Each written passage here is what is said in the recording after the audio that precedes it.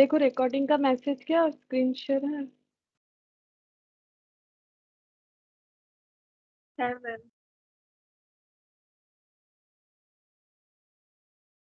देखो हम लोगों ने इंश्योरेंस क्लेम स्टार्ट किया था लॉस ऑफ स्टॉक का, ठीक है।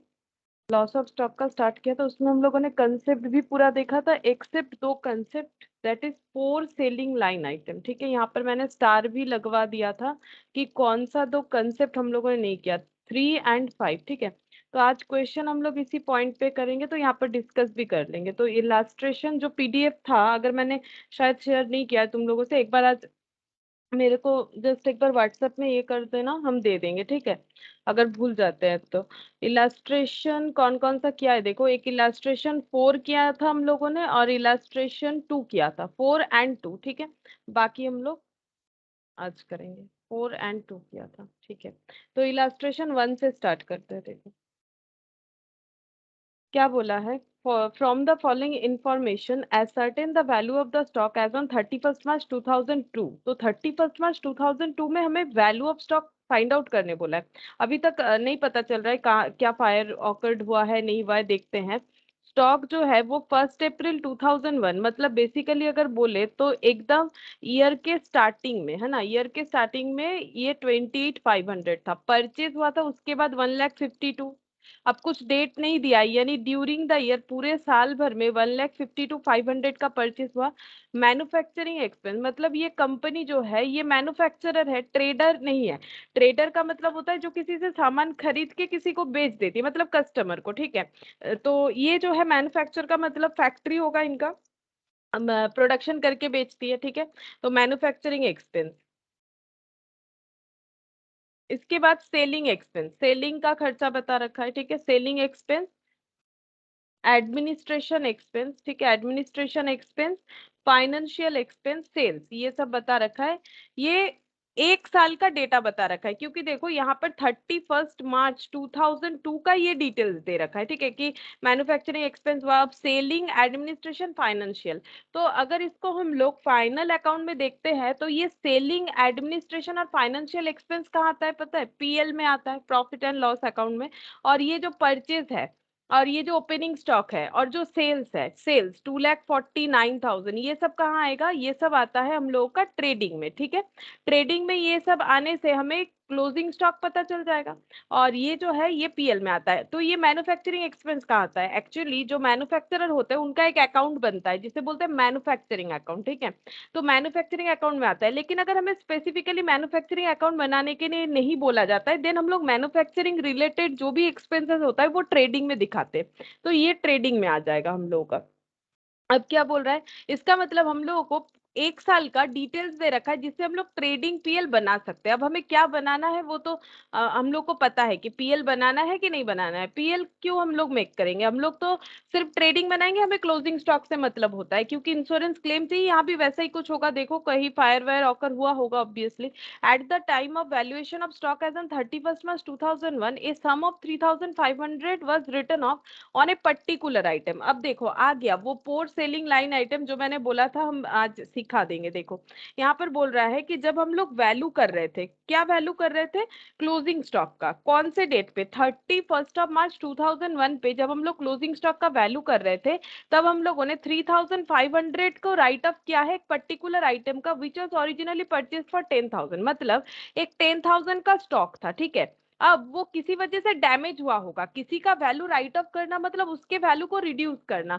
अब मार्केट में ये 10,000 में तो बिकने वाला है नहीं, देखो ये परचेज 10,000 में हुआ था तो ऑब्वियसली इनका इंटेंशन 10,000 में बेचने का नहीं होगा, वैसे भी ये मैन्युफैक्चरर है। तो ये 10,000 का जो मेटेरियल है इसे यूज करके मैन्युफैक्चर करके बेचने वाले थे, जो भी हो। तो ये 10,000 वाला जो ओरिजिनली परचेज मेटेरियल है ये अभी 10,000 में नहीं बिक सकता है, ठीक है। क्यों नहीं बिक सकता है, ये हो चुका है पीएसएल। पीएसएल का मतलब पोर सेलिंग लाइन आइटम डिफेक्टिव। जैसे कुछ डिफेक्टिव आइटम होता है तो हमें दुकानदार क्या बोलते हैं कि ठीक है आप इसको कम में लेके चले जाइए, ठीक है। उसी तरह से 10,000 है ओरिजिनली और इसका वैल्यू इन्होंने 3,500 से कम कर रखा है, तो एक्चुअली ये इनका वैल्यू कितना दिखा रहे हैं, मतलब अपने स्टॉक में कितना दिखा रहे हैं। कितना हो जाएगा, 6,500 दिखा रहे, ठीक है। और इसको बेच देना चाहते हैं 9,000 में, ठीक है, bearing the transaction relating to this item, क्योंकि ये ट्रांजैक्शन करना उतना आसान नहीं है, इस पे क्या है, बैरियर है। क्यों बैरियर है? क्योंकि ये डिफेक्टिव आइटम है। मान लो बुक खरीदने गए, बुक्स में कभी कभी होता है ना, पेजेस जुड़े हुए हैं, कटिंग ठीक से नहीं है, थोड़ा मुड़ा हुआ है, दो चार पेज गायब है, तो डिफेक्टिव होता है। फिर भी अगर कोई लेना चाहता है कस्टमर, तो उसे क्या करता है, शॉपकीपर उसे कम में दे देता है। ठीक है, तो क्योंकि इस ट्रांजैक्शन में बैरियर है, ये इजीली जो है सेल नहीं होगा।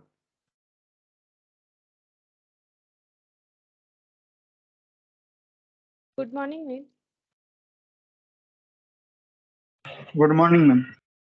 अच्छा देखो, तो ये इजीली सेल नहीं होगा, इसीलिए इसको थोड़ा वैल्यू कम कर दिया। डिफेक्टिव आइटम है, उसे तो हम लोग वही प्राइस में नहीं बेच सकते ना जो सही वाला आइटम होता है, तो उसको हम लोगों ने कम कर दिया है। तो मुझे तुम लोग जस्ट इतना बताओ कि इस पे इनका लॉस क्या होगा, मुझे सिर्फ इतना सा बता दो कि इस पे लॉस इनका कितना होगा।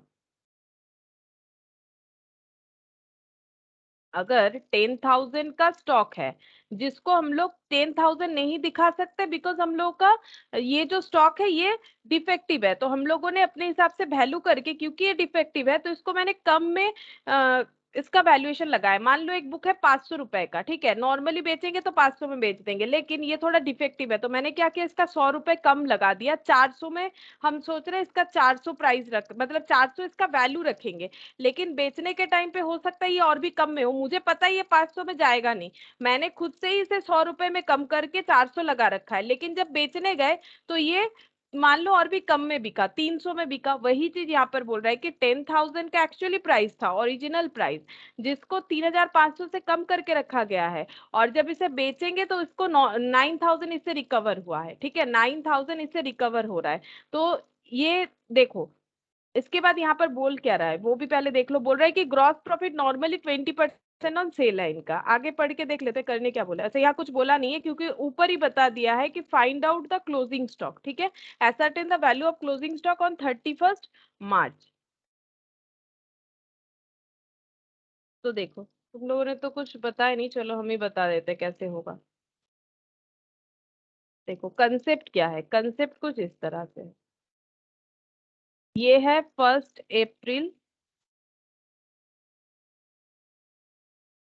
अप्रैल 2001। ठीक है, यहाँ पर कुछ ओपनिंग स्टॉक है। ओपनिंग स्टॉक कितना है, 28,500।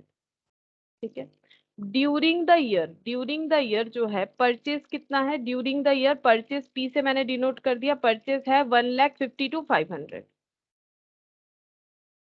ठीक है, अच्छा इसके बाद मैन्युफैक्चरिंग एक्सपेंस है, मैन्युफैक्चरिंग एक्सपेंस है 30,000। ठीक है, अच्छा नेक्स्ट देख लो, नेक्स्ट यहाँ पर क्या बोला है, सेलिंग एक्सपेंस 12,100, सेलिंग एक्सपेंस है 12,100। ठीक है, अच्छा एडमिनिस्ट्रेशन 6,000, एडमिनिस्ट्रेशन एक्सपेंस है 6,000, फाइनेंशियल 4,300, फाइनेंशियल एक्सपेंस 4,300, सेल्स 2,49,000। ये डिटेल्स दे रखा है, और तो कुछ नहीं बोला था क्वेश्चन में। फिर बोल रहा है जब वैल्यूएशन ऑफ क्लोजिंग स्टॉक हुआ 31st मार्च 2001, तो ये ईयर कब एंड हो रहा है, ये तो एंड होगा 31st मार्च 2002। बट हमें बोल रहा है कि जब हम लोग इस स्टॉक को वैल्यू कर रहे थे, अच्छे से देखो डेट क्या दिया है, 31st मार्च 2001 दिया है, इसका मतलब 1 अप्रैल 2001, 31st ऑफ मार्च 2001 के बाद ही तो 1 अप्रैल आता है। मतलब जब यहाँ पर क्लोजिंग स्टॉक वैल्यू हुआ उसके बाद वही स्टॉक ओपनिंग हो गया ना। अगर जस्ट एक दिन पहले ही तो आता है 31st मार्च 2001, इस डेट पे जब वैल्यू किया गया स्टॉक को, कौन से स्टॉक को, 10,000 रुपए वाला स्टॉक, ये तो 28,500। तो इसमें से जो 10,000 वाला स्टॉक है, इसमें से जो 10,000 वाला स्टॉक है उसको 3,500 राइट ऑफ कर दिया गया है, इसका राइट ऑफ कर दिया गया था इस स्टॉक को 3,500 से। ठीक है, तो अगर राइट ऑफ कर दिया गया था तो वैल्यू आफ्टर रिटर्न ऑफ कितना हुआ था, 10,000 ओरिजिनल वैल्यू था, उससे 3,500 राइट ऑफ हो गया, तो 6,500 वैल्यू हो जाएगा। ठीक है, अब ये जब हम लोगों ने सेल किया तो वो 9,000 में सेल हो गया। अब यही वाला स्टॉक जब सेल हुआ तो वो 9000 में सेल हुआ। बस यही तो इन्फॉर्मेशन दिया है। और बोला है जीपी जो है 20% ऑन सेल है पूरे साल का, ठीक है, पूरे ईयर में प्रॉफिट इन्होंने सेल के ऊपर 20% कमाया। हमें बोल रहा है यहाँ पर क्लोजिंग स्टॉक कैलकुलेट करो, यहाँ पर क्लोजिंग स्टॉक कैलकुलेट करो। तो पहला बात है, अगर हमें यहाँ पर क्लोजिंग स्टॉक कैलकुलेट करने बोल रहा है तो हमें प्रिपेयर क्या करना पड़ेगा, प्रिपेयर हमें ट्रेडिंग अकाउंट करना पड़ेगा, ठीक है। हम लोग ट्रेडिंग अकाउंट बनाएंगे तो हमें क्लोजिंग स्टॉक मिल जाएगा। तो सबसे पहला पॉइंट ये हमें आइडेंटिफाई करना चाहिए कि हमें प्रिपेयर क्या करना है, ट्रेडिंग अकाउंट, तभी जाके क्लोजिंग स्टॉक मिलेगा। तो यहाँ पर देखो सोल्यूशन स्टार्ट करते हैं, यहाँ पर लिखते हैं, ये मेमो ट्रेडिंग नहीं लिखेंगे क्योंकि ये पूरे साल भर का है। लास्ट क्लास में मेमो ट्रेडिंग का कंसेप्ट भी तो मैंने बोला था, जहां पर हम लोग पर्टिकुलर किसी पीरियड का बनाते, पूरे एक साल का नहीं। तो trading account for the year ended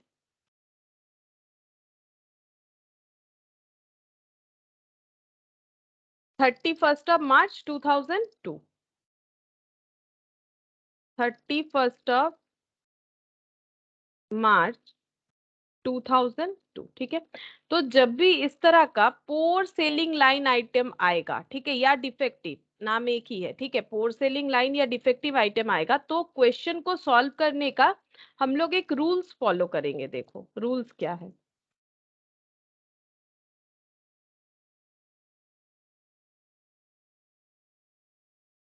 rules ये है कि हम लोग सारा का सारा जो पीएसएल आइटम है वो एक्सक्लूड करके ट्रेडिंग अकाउंट बनाएंगे, ठीक है। मेरा पॉइंट सुनो कि हम लोगों का जितना भी आइटम पोर सेलिंग लाइन है वो हम लोग एक्सक्लूड करके क्वेश्चन को सॉल्व करेंगे। तो इसमें क्या होगा, जो हमारा क्लोजिंग स्टॉक मिलेगा वो हमें नॉर्मल गुड्स वाला मिलेगा। अभी एक क्वेश्चन करने से समझ जाओगे, आज हम लोग इसी क्वेश्चन पे ही डील करेंगे। इंश्योरेंस क्लेम का, लॉस ऑफ स्टॉक का, सबसे अगर मतलब थोड़ा टफ क्वेश्चन आता है तो पोर सेलिंग लाइन का ही आ सकता है, इसके अलावा कुछ नहीं होता है। तो सबसे पहले लिखना चाहिए टू ओपनिंग स्टॉक। तो ओपनिंग स्टॉक कितना है, ओपनिंग स्टॉक है 28,500, ठीक है। तो 28,500 हम लोगों का ओपनिंग स्टॉक है। मुझे जस्ट इतना बताओ कि इसमें इंक्लूडेड है कि नहीं, मुझे जस्ट इतना सा तुम लोग बताओ कि 28,500 में क्या ये पीएसएल आइटम इंक्लूड है कि नहीं। वैल्यू नहीं बताना पड़ेगा, जस्ट मुझे इतना बता दो कि अगर 31 मार्च को हम लोगों को पता चला था कि एक पीएसएल आइटम है, उसका वैल्यू हमें कम करना पड़ेगा, तो मुझे इतना बता दो कि ये 28,500 में ये पीएसएल इंक्लूडेड है या नहीं। जस्ट इतना मुझे बता दो, तुम लोग को क्या लगता है पीएसएल इसमें इंक्लूडेड है कि नहीं। नो मैम, इंक्लूड नहीं होगा। अच्छा क्यों नहीं होगा, मुझे इतना बताओ क्यों नहीं होगा।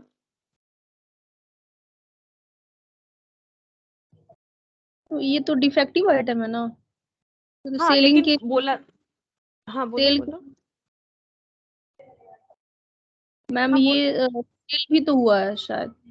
सेल तो ड्यूरिंग द ईयर हुआ है। देखो यहाँ पर क्या बोला है, at the time of valuing the stock 31 March 2001 a sum of 3,500 was written up. जब हम लोग क्लोजिंग स्टॉक का वैल्यू कर रहे थे तब हम लोग एक स्टॉक था 10,000 का, उसको हम लोग 3,500 कम करके वैल्यू किए। तो क्या वो स्टॉक उसके अंदर नहीं है। मान लो मेरे पास 10 पीस बुक है, ठीक है, 10 पीस बुक्स है 400 रुपए वाला, ठीक है। तो मेरा क्लोजिंग स्टॉक का वैल्यू हो रहा है 4,000, ठीक है। और एक ऐसा बुक है जो 400 रुपए वाला ही है, लेकिन मुझे पता है ये 400 रुपए में नहीं बिकने वाला, ये डिफेक्टिव है। मैंने इसका वैल्यू 100 रुपए कम करके 300 दिखा दिया और 300। तो टोटल मेरा क्लोजिंग स्टॉक 12 रुपए 11 पीसेस बुक का हो गया और जिसका वैल्यू है 4,300। तो यहाँ पर बोला है देखो, eight the time of valuing stock कैसे पता चलेगा, हमें क्वेश्चन पढ़ना पड़ेगा इंक्लूडेड है कि नहीं है। At the time of valuing the stock, जब हम लोग स्टॉक वैल्यू कर रहे हैं कब, 31 मार्च 2001 मीन्स यहाँ पर 31 मार्च 2001 मतलब जस्ट इसके एक दिन पहले। क्या यही स्टॉक ओपनिंग स्टॉक नहीं होता है, जो क्लोजिंग स्टॉक है 31 मार्च 2001 का, क्या यही 1 अप्रैल 2001 का ओपनिंग नहीं होगा। जो इसका क्लोजिंग है यही तो इसका ओपनिंग होगा, बोलो। यस जो मैम। इसका क्लोजिंग है ये इसका ओपनिंग होगा। अब बोल रहा है जब हम लोग इस यहाँ पर वैल्यू कर रहे थे, क्लोजिंग स्टॉक वैल्यू करेंगे तभी तो पता चलेगा क्लोजिंग स्टॉक कितना है। तब मुझे पता चला मेरे पास कुछ डिफेक्टिव आइटम है, तो मैंने डिफेक्टिव आइटम को अपने हिसाब से वैल्यू कर लिया कम करके, फिर उसका टोटल वैल्यूएशन लगा दिया। तो यहाँ पर देखो बोला है was written up on a particular item which was originally purchase for 10,000, जैसे मैंने यहाँ पर बुक का दिखाया, and was sold during the year. During the year मतलब कौन से साल बिका होगा? ड्यूरिंग द ईयर मतलब यहाँ वैल्यू करके पता चला, तो बिकने का जो स्कोप है वो कौन से साल में है ये बताओ। प्रीवियस ईयर में। प्रीवियस ईयर में बिकेगा कैसे बताओ? ड्यूरिंग द ईयर बोला है ना। अगर मैंने वैल्यू यहाँ पर किया है कि मेरे पास एक डिफेक्टिव बुक है, तो वो सेल कब होगा? मुझे यहाँ पता चला मेरे पास एक डिफेक्टिव बुक है 31 मार्च 2001, तो मेरा सेल कब होगा? इसके आगे कैसे हो जाएगा सेल? मेरे पास तो है वो डिफेक्टिव आइटम, ईयर एंड तक है, तो मेरे अगर ईयर एंड तक है तो सेल कहाँ हुआ था बोलो? अगर ईयर एंड तक मेरे पास ये आइटम है तो वो सेल कैसे हुआ होगा? मैम सेल करंट ईयर में होगा। हाँ, तो मतलब ड्यूरिंग द, अगर मेरे पास 31 मार्च 2001 तक मेरे पास वो डिफेक्टिव आइटम है, तो उसको सेल होने का स्कोप तो आगे जाके ही होगा, चाहे वो 1 तारीख को बिक जाए या 2, 3, 4, 5 जो भी हो, अप्रैल, मई, जून, जुलाई, अगस्त, सितंबर, अक्टूबर, नवंबर, दिसंबर, जैन, फेब, मार्च। पर्टिकुलर डेट तो नहीं बोला है, सेल बोला है ड्यूरिंग द ईयर, तो प्रीवियस ईयर तो बिक ही नहीं सकता है। प्रीवियस ईयर अगर बिक जाता तो क्लोजिंग स्टॉक में वो आता ही नहीं। अगर मेरे पास क्लोजिंग स्टॉक में इस डेट पे है, तो मेरे पास ये बुक यहाँ पर आएगा कि नहीं एज ए ओपनिंग स्टॉक? मुझे इतना बता दो। मतलब वो आइटम, मैंने बुक बोल दिया, मैंने एग्जांपल लिया था इस वजह से। क्या इतना समझ में आया? क्योंकि ये थोड़ा सा कंफ्यूजिंग होता है, गलत आंसर दे सकते हो, कोई प्रॉब्लम नहीं, लेकिन अपना कंफ्यूजन क्लियर कर लो। तो मुझे बताओ कि ये समझ में आया कि डिफेक्टिव आइटम जो है वो ओपनिंग स्टॉक में है कि नहीं है, इतना बताओ। ठीक है, तो 28,500 में कितना इंक्लूडेड है डिफेक्टिव आइटम? कितने से इंक्लूडेड है? क्योंकि हम लोगों ने जब वैल्यू किया तो उसका वैल्यू हम लोगों ने कितना लगाया? 6,500।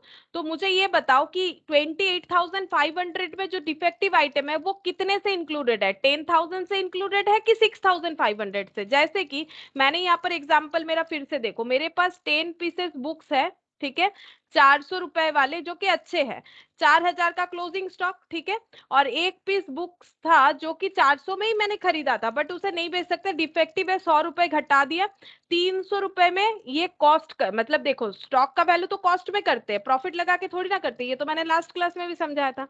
तो 4,300 मेरा क्लोजिंग स्टॉक का वैल्यू है। तो मुझे ये बता दो कि मेरा ये जो टोटल स्टॉक है इसमें डिफेक्टिव आइटम कौन से वैल्यू में शो हो रहा है? कौन से वैल्यू? 6,500 में। करेक्ट, 6,500 में शो होगा, क्योंकि मेरा 300 में शो हो रहा है ना। मैंने जो वैल्यू लगाया वही तो दिखाएंगे, क्योंकि वो डिफेक्टिव था तो कम करना पड़ा। तो अब कम करना पड़ेगा ना, बिकेगा कैसे? हम लोग एकदम ओरिजिनल प्राइस में खराब वाला आइटम बेचेंगे, कौन लेगा? कोई नहीं लेगा। तो इसके अंदर कितना इंक्लूडेड है? 6,500 इंक्लूडेड है। और मेरा पॉइंट क्या था कि हम लोग एक्सक्लूड करते हुए ट्रेडिंग अकाउंट बनाएंगे, सारे डिफेक्टिव आइटम को एक्सक्लूड करते हुए ट्रेडिंग अकाउंट बनाएंगे, ठीक है। तो यहाँ पर हम लिख देते हैं टू ओपनिंग स्टॉक, लेस कर देंगे पीएसएल आइटम, ठीक है, लेस कर देंगे पीएसएल आइटम। कितना वैल्यू लगाएंगे? 6,500। अगर गलती से भी 10,000 कर देते हो तो नहीं चलेगा। 10,000 तो था ओरिजिनल, मुझे दिख रहा था मेरे पास 10,000 का स्टॉक है, लेकिन मुझे पता है इसको 10,000 में स्टॉक में काउंट करेंगे तो ये आगे जाके बिक ही नहीं पाएगा। आगे 9,000 में बिका वो बात अलग है, ठीक है, लेकिन हम लोगों ने अपना इसका वैल्यू कितना कर रखा है? 6,500। 9,000 में बिका इन द सेंस 9,000 तो इसका सेल वैल्यू है ना, 9,000 में बिका इन द सेंस इसका सेल वैल्यू है, ठीक है। तो अब ये भी बताएंगे, 9,000 वाला बाद में बताते हैं, नहीं तो कंफ्यूज हो जाओगे। तो पहले देख लो कि अब हम लोग यहाँ से माइनस करके वैल्यू निकालते हैं, तो वैल्यू कितना आ जाएगा? 22,000। तो मुझे ये बताओ, क्या इस स्टॉक में कोई डिफेक्टिव आइटम है? क्या ये 22,000 में किसी भी तरह का डिफेक्टिव आइटम है या नहीं है, या फिर ये पूरा गुड स्टॉक है? ये बताओ। अगर डिफेक्टिव आइटम हम लोग एक्सक्लूड कर ही देते, क्योंकि ये कैसा था, ये गुड एंड, मतलब गुड नहीं, इसको लिख देते नॉर्मल एबनॉर्मल, ठीक है। नॉर्मल स्टॉक मतलब जो नॉर्मल प्राइस में बिक सकता है, नॉर्मल स्टॉक और एबनॉर्मल स्टॉक का ये कॉम्बिनेशन था। अगर हम लोग एबनॉर्मल स्टॉक लेस कर देते हैं तो हमारे पास कैसा स्टॉक पड़ा हुआ है? क्योंकि ये क्वेश्चन सॉल्व करने का तरीका है, हम बता रहे हैं कि इस तरह से हम लोग सॉल्व करेंगे तो हमारा क्वेश्चन आसानी से सॉल्व होगा। और भी अलग अलग मेथड होता है, ठीक है, बहुत सारे कॉलम वॉलम बना के, जरूरत नहीं है। हमें सिर्फ इतना याद रखना है कि हम लोग बैड आइटम को एक्सक्लूड करते हुए चलेंगे। तो ये जो 22,000 का स्टॉक हुआ, क्या ये सिर्फ नॉर्मल स्टॉक है, या नॉर्मल, हम ऑप्शन देते हैं, सिर्फ नॉर्मल स्टॉक है, सिर्फ एबनॉर्मल स्टॉक है, या फिर एबनॉर्मल और नॉर्मल का कॉम्बिनेशन है? इतना बता दो। ये जो 22,000 आया, नॉर्मल स्टॉक है, एबनॉर्मल है, नॉर्मल एबनॉर्मल का कॉम्बिनेशन है, कौन सा आंसर होगा? PSLR आइटम हम लोग तो ये लेस कर दिए तो हाँ। ओनली नॉर्मल आइटम ही होगा। करेक्ट, ओनली गुड आइटम यानी नॉर्मल स्टॉक है, ठीक है। अच्छा, अब हमारा पर्पस ही यही है कि हमें सिर्फ नॉर्मल स्टॉक को यहाँ ट्रेडिंग में दिखाएंगे। नेक्स्ट हम लोग यहाँ पर लिखेंगे कौन सा आइटम आ जाएगा, परचेज वाला आ जाएगा। परचेज है 1,52,500, तो टू परचेज 1,52,500, ये ट्रेडिंग का आइटम है, लिख दिया। और मैन्युफैक्चरिंग लिख देंगे क्योंकि मैंने अभी अभी बोला कि मैन्युफैक्चरिंग वैसे तो आता है मैन्युफैक्चरिंग अकाउंट में, लेकिन अगर नहीं है हम लोगों के पास मैन्युफैक्चरिंग अकाउंट तो ट्रेडिंग में दे सकते हैं। तो 30,000 यहाँ पर आ जाएगा। और ये सब नहीं आएगा, एडमिनिस्ट्रेशन सेलिंग ये सब इसीलिए नहीं आएगा बिकॉज ये फाइनेंशियल, ये सब पीएल का है, तो पीएल का आइटम थोड़ी ना ट्रेडिंग में देंगे, वो तो इनडायरेक्ट एक्सपेंसेस होता है। अब यहाँ पर क्या लिखना पड़ेगा, बाई सेल्स, ठीक है। अब सेल्स कितना हुआ है, अब फिर से वही पीएसएल वाला बात आएगा, फिर से ध्यान से सुनो, एक टॉपिक समझ जाने से बाकी सारा ही हम लोग आराम से कर पाएंगे। तो हम लोगों ने टोटल सेल किया है 2,49,000, और इसी साल में मेरा जो पीएसएल आइटम था वो भी बिका 9,000 में। क्या इस सेल में ये इंक्लूडेड है या नहीं, ये बता दो। मेरा सेल टोटल बताया है और इसमें बोला है कि इस साल ये जो डिफेक्टिव आइटम था वो भी बिका, तो इस सेल में नॉर्मल सेल और एबनॉर्मल सेल दोनों इंक्लूडेड है, या सिर्फ नॉर्मल सेल है, या सिर्फ एबनॉर्मल सेल है? कौन सा आंसर होगा? मैम दोनों होगा ना, इसी साल दोनों डिफेक्ट। होगा, करेक्ट, दोनों होगा। 9,000 अगर इस साल ही बिका है तो 9,000 इसमें भी इंक्लूडेड है। तो हम लोग क्या लिखेंगे, हम लोग को करना क्या है, हमें एक्सक्लूड कर देना है सारे एबनॉर्मल ट्रांजैक्शंस को। तो मेरा टोटल सेल हुआ है 2,49,000, जहां पर normal as well as abnormal item included है। तो यहाँ से हम पीएसएल सेल को हटा देंगे। तो अगर पीएसएल सेल कितने में हुआ है, 9,000 लिखना पड़ेगा ना, सेल 9,000 में हुआ है। तो मुझे ये बताओ कि यहाँ पर जो 2,49,000 आया, अब मुझे सॉरी 2,40,000 आया, ये कैसा सेल है, ये सिर्फ गुड आइटम का सेल है कि मिक्स्ड अप है? बोलो, ये गुड आइटम का सेल है कि मिक्स्ड अप है?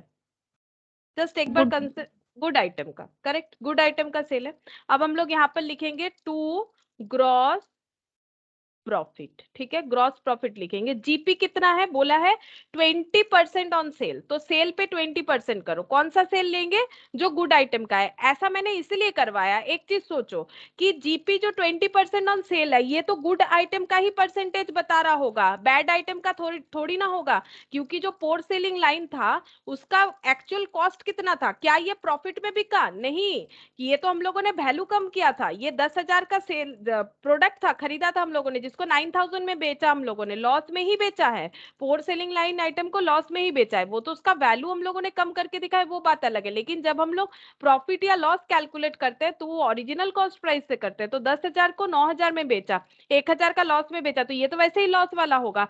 तो ये जीपी यानी ग्रॉस प्रॉफिट है। तो प्रॉफिट तो अच्छे वाले आइटम पे ही कमाएंगे, इसीलिए इस तरह से ट्रेडिंग बनाएंगे जहां पर किसी तरह का पीएसएल आइटम हमें नहीं दिखना चाहिए, हम लोग एक्सक्लूडेड कर देंगे, ठीक है। अच्छा, अब यहाँ पर हो गया जीपी, जीपी कितना हो जाएगा, 2,40,000 पे 20%, बोलो कितना हो जाएगा फिर, 48,000, ठीक है। अब हम लोग क्लोजिंग स्टॉक निकाल लेंगे, बोलो क्लोजिंग स्टॉक कितना होगा, बैलेंसिंग फिगर कितना हो रहा है, 22,000, 1,52,000 और 30,000, कितना हो जा रहा है,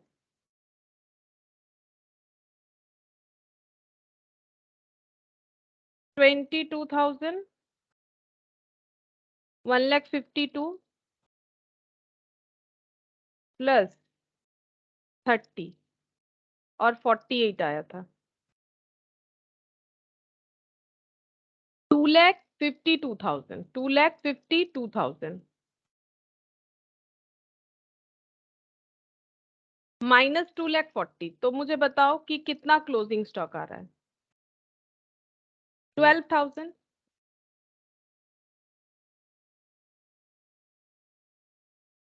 48,000, क्या मेरा टोटल, ओ ये 500 आएगा ना, मैंने 1,50,000 टू 500 ऐड नहीं किया, शायद 1,50,000 टू 500 ऐड नहीं किया। यहाँ पर एक 500 आएगा, ये देखो, ये मैंने 500 लिखते वक्त ये नहीं लिखा था, 500 तो यहाँ पर आ जाएगा 1,52,000, यहाँ पर भी हो जाएगा 500, ठीक है। और यहाँ पर बैलेंस करेंगे तो आंसर आ जाएगा 12,500। तो ये क्लोजिंग स्टॉक बच गया, ठीक है। तो बोलो जो पीएसएल वाला आइटम था क्या वो क्लोजिंग स्टॉक में और रहेगा? जो पीएसएल वाला आइटम था ये कैसा क्लोजिंग स्टॉक है? ये नॉर्मल स्टॉक है कि एबनॉर्मल है? क्या ये स्टॉक में नॉर्मल एबनॉर्मल दोनों इंक्लूडेड है कि नहीं है? नॉर्मल स्टॉक है, एबनॉर्मल है या मिक्स्ड अप है? जो ये मेरा क्लोजिंग स्टॉक आया क्या इसमें एबनॉर्मल आइटम नॉर्मल आइटम दोनों है या कोई भी एक है? बताओ। नॉर्मल आइटम है। सिर्फ नॉर्मल आइटम ही होगा क्योंकि बाकी तो हम लोगों ने एक्सक्लूड कर दिया। ये गुड स्टॉक है, इसमें कुछ था नहीं, ये तो मैन्युफैक्चरिंग का खर्चा है, ये गुड सेल है, तो ये जो आया ये भी क्या हो जाएगा? Normal stock. और वैसे भी एबनॉर्मल वाला तो बिक गया, तो जो बिक गया है वो क्लोजिंग स्टॉक में रह ही नहीं सकता है, ठीक है। तो ये हो गया हम लोगों का आंसर कि क्लोजिंग स्टॉक कितना है, यही पूछा था। तो value of closing stock as on 31st of March 2002 rupees 12,500, ठीक है। अगर ये चीज समझ में आ जाता है तो इससे रिलेटेड बाकी क्वेश्चन भी आराम से कर पाओगे, ठीक है। यहाँ पर कुछ फायर ऑकर नहीं बोला था, सिंपल एक छोटा सा पॉइंट दिया था जिससे हम लोग पीएसएल को डील कर सकते हैं। अब आते हैं, मैंने जो नोट्स लिखवाया था यहाँ पर देखो। यहाँ पर मैंने बोला ना कि प्रोसेस क्या करना है, हम लोग सारे पीएसएल आइटम को एक्सक्लूड करते हुए क्वेश्चन करेंगे। Trading account are to be prepared. Trading account कैसे बनाया जाएगा? एक्सक्लूसिव ऑफ एबनॉर्मल और पोर सेलिंग लाइन आइटम, ठीक है। हम लोग जब भी बनाएंगे ट्रेडिंग अकाउंट तो हमेशा पीएसएल को एक्सक्लूड करते हुए बनाएंगे, ठीक है। तो वही हम लोगों ने फॉलो किया। अच्छा, ये इन्फ्लेशन वाला पॉइंट अभी आया नहीं है, ठीक है। बाकी पॉइंट मैंने समझा दिया था, तो जो पॉइंट था पीएसएल वाला वो मैंने बता दिया, ठीक है। अब नेक्स्ट क्वेश्चन देखते हैं क्या है।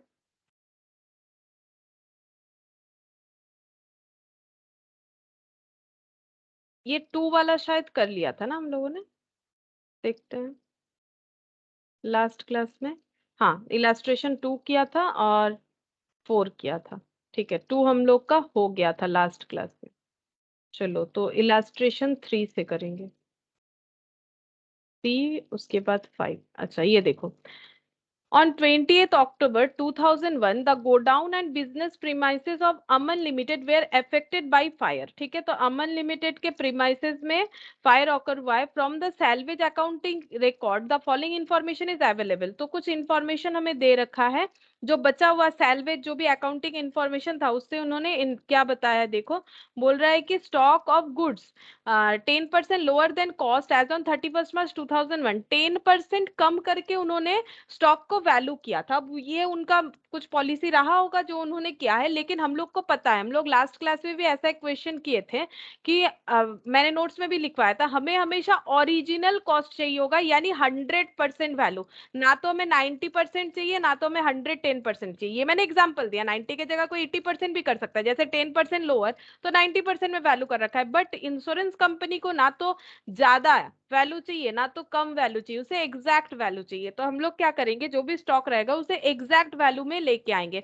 अगर कम है तो उसे माइनस, मतलब उसको 100% में लाएंगे अप करके, और अगर ज्यादा है तो डाउन करके 100% में लाएंगे। परचेज लेस रिटर्न बोल रखा है इस पीरियड का। ये कौन सा पीरियड है? देखो, जब फायर ऑकर हुआ तब तक का, मतलब 1 अप्रैल 2001 से लेके 20th October 2001 इस दिन हुआ था फायर ऑकर। यहां तक का परचेज बता रखा है, ठीक है। सेल्स भी वही बता रखा है, देखो डेट 6,20,000। तो ये देखो 6,20,000 और 2,80,000। और यहाँ पर जो क्लोजिंग स्टॉक का वैल्यू किया गया था, क्यों ये वाला डेट लिया मैंने 31st March 2001 का? मतलब ही तो 1 अप्रैल 2001 होता है ना, एक ही बात है। ये क्लोजिंग स्टॉक मतलब इसका ओपनिंग स्टॉक 2,16,000। बट प्रॉब्लम ये है, इसका जो वैल्यूएशन है ये इक्विवेलेंट टू 90% है, 10% लोअर। 10% 90% ही क्यों हो रहा है? 10/100 मतलब आउट ऑफ 100 होता है ना परसेंटेज है, तो फिर इसका मतलब ये 90% पे वैल्यू है, इसका हमें 100% वैल्यू निकालना है। तो 2,16,000 90% equal to 2,16,000, then 100% equal to कितना हो जाएगा? 2,16,000 divided by 90% into 100%, unitary method है ना। 1% इक्वल टू कितना हो जाएगा? 2,16,000 बाई 90, 100% इक्वल टू, हम लोग कैलकुलेट करेंगे तो पता चल जाएगा। और ऐसे ही इसीलिए करना है क्योंकि इंश्योरेंस कंपनी हमेशा कॉस्ट पे वो वैल्यू करेगी, ना तो कम पे देगी ना तो ज्यादा पे देगी, ठीक है। अब आगे देखते हैं क्या बोल रहे हैं। Sales up to 20th October 2001 includes 80,000 for which goods had not been dispatched. बोल रहे हैं कि सेल्स जो हुआ था जिस दिन फायर ऑकर हुआ तब तक जो सेल हुआ था उसमें एक 80,000 का सेल हुआ था, लेकिन गुड्स जो है वो डिस्पैच्ड नहीं हुआ। मतलब हो सकता है कस्टमर ने पेमेंट कर दिया है, हो सकता है कस्टमर ने जो है वो क्रेडिट पे परचेस किया है, या फिर वो क्या बोलते हैं उसे, मतलब हम लोगों ने अपने कस्टमर को क्रेडिट सेल किया हो या कैश सेल किया हो। लेकिन हम लोग तो इंश्योरेंस क्लेम पढ़ रहे हैं, हम लोग तो ये नहीं देख रहे हैं कि कंपनी का प्रॉफिट लॉस क्या हुआ। हम लोग ये देखना चाहते हैं कि जिस दिन फायर ऑकर हुआ कंपनी का कितना स्टॉक था, हमारा इंटरेस्ट वहां है। ये नहीं है कि कस्टमर ने 80,000 का पे किया नहीं किया, क्रेडिट सेल हुआ कैश सेल हुआ, ये नहीं। हम लोगों को देखना पड़ेगा क्या 80,000 का जो सेल हुआ था, चाहे वो सेल का नेचर कुछ भी हो, क्या वो फिजिकली गुड्स गोडाउन में था? अगर था तो प्रोबेबली वो भी जल सकता है। तो 80,000 का सेल तो हो गया था, अब पता नहीं पैसा वैसा मिला था कि नहीं मिला था। 80,000 का सेल हो गया था, बट वो गुड्स डिस्पैच्ड नहीं हुआ, कस्टमर के पास डिलीवर्ड नहीं हुआ। तो क्या ये जल सकता है?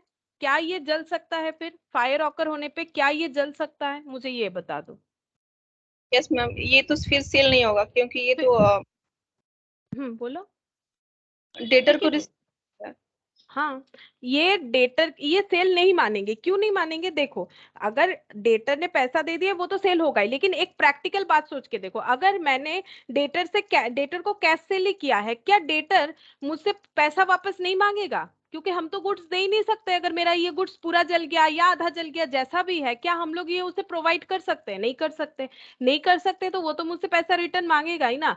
अब उसके साथ मेरा क्या एडजस्टमेंट होगा, मतलब अमन लिमिटेड का उस डेटर के साथ क्या एडजस्टमेंट होगा, वो तो उनका जो भी एग्रीमेंट हुआ होगा उसी हिसाब से कि क्या होता है, उनका क्या पैटर्न है बिजनेस का, वो बात अलग है कि बाद में वो एडजस्ट हो जाएगा, क्या होगा नहीं होगा। लेकिन इंश्योरेंस कंपनी पूछ रही है कि आप क्लेम लेना चाहते हो, आप ये बताओ आपका स्टॉक कितना था। तो स्टॉक हम लोग कैसे काउंट करेंगे? जितना स्टॉक हमारे पास गोडाउन में था, भले ही ये सेल कर दिया था, सेल कैसे किया था? डॉक्यूमेंटेशन के हिसाब से सेल हुआ था, मतलब कागज के हिसाब से सेल हुआ है, पेपर वर्क में सेल हुआ है। बट फिजिकली अगर गुड्स जो है वो डिलीवर्ड हुआ नहीं, तो वो तो कस्टमर के पास पहुंचा ही नहीं। तो अगर कस्टमर के पास नहीं पहुंचा तो हमारे पास था, अमन लिमिटेड के गोडाउन में था या शॉप में था।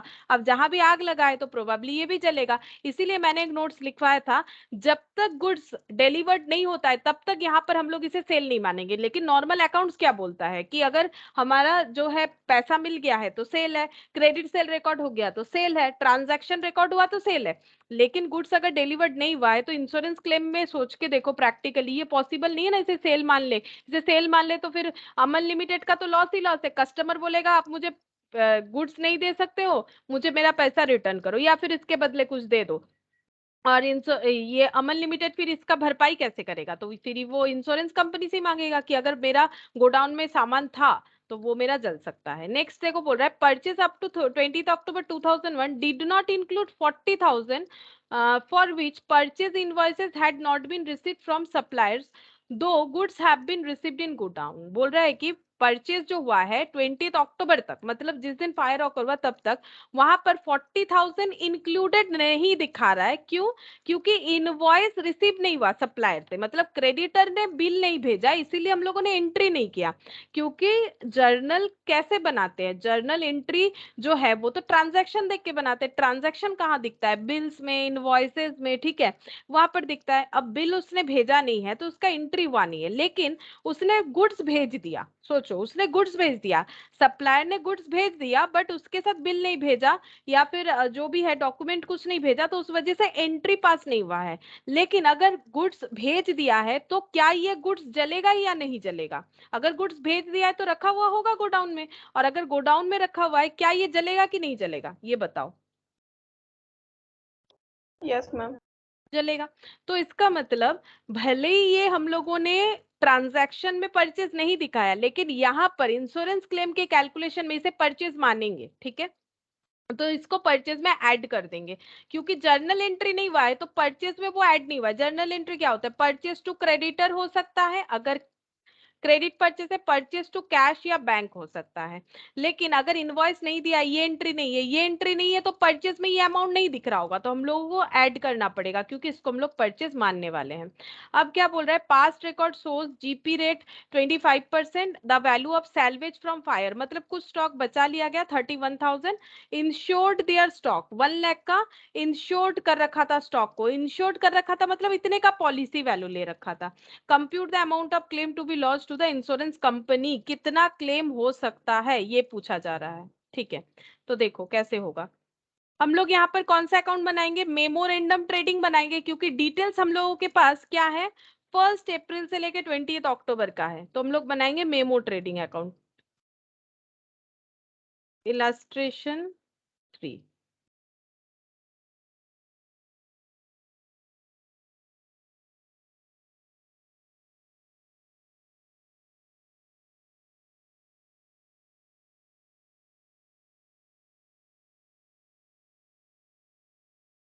Memo trading account for the period 1 अप्रैल 2001 से लेके 20 अक्टूबर 2001 तक का बनेगा।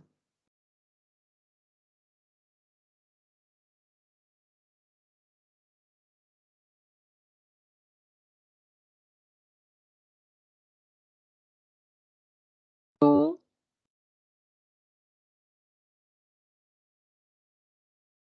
Opening stock,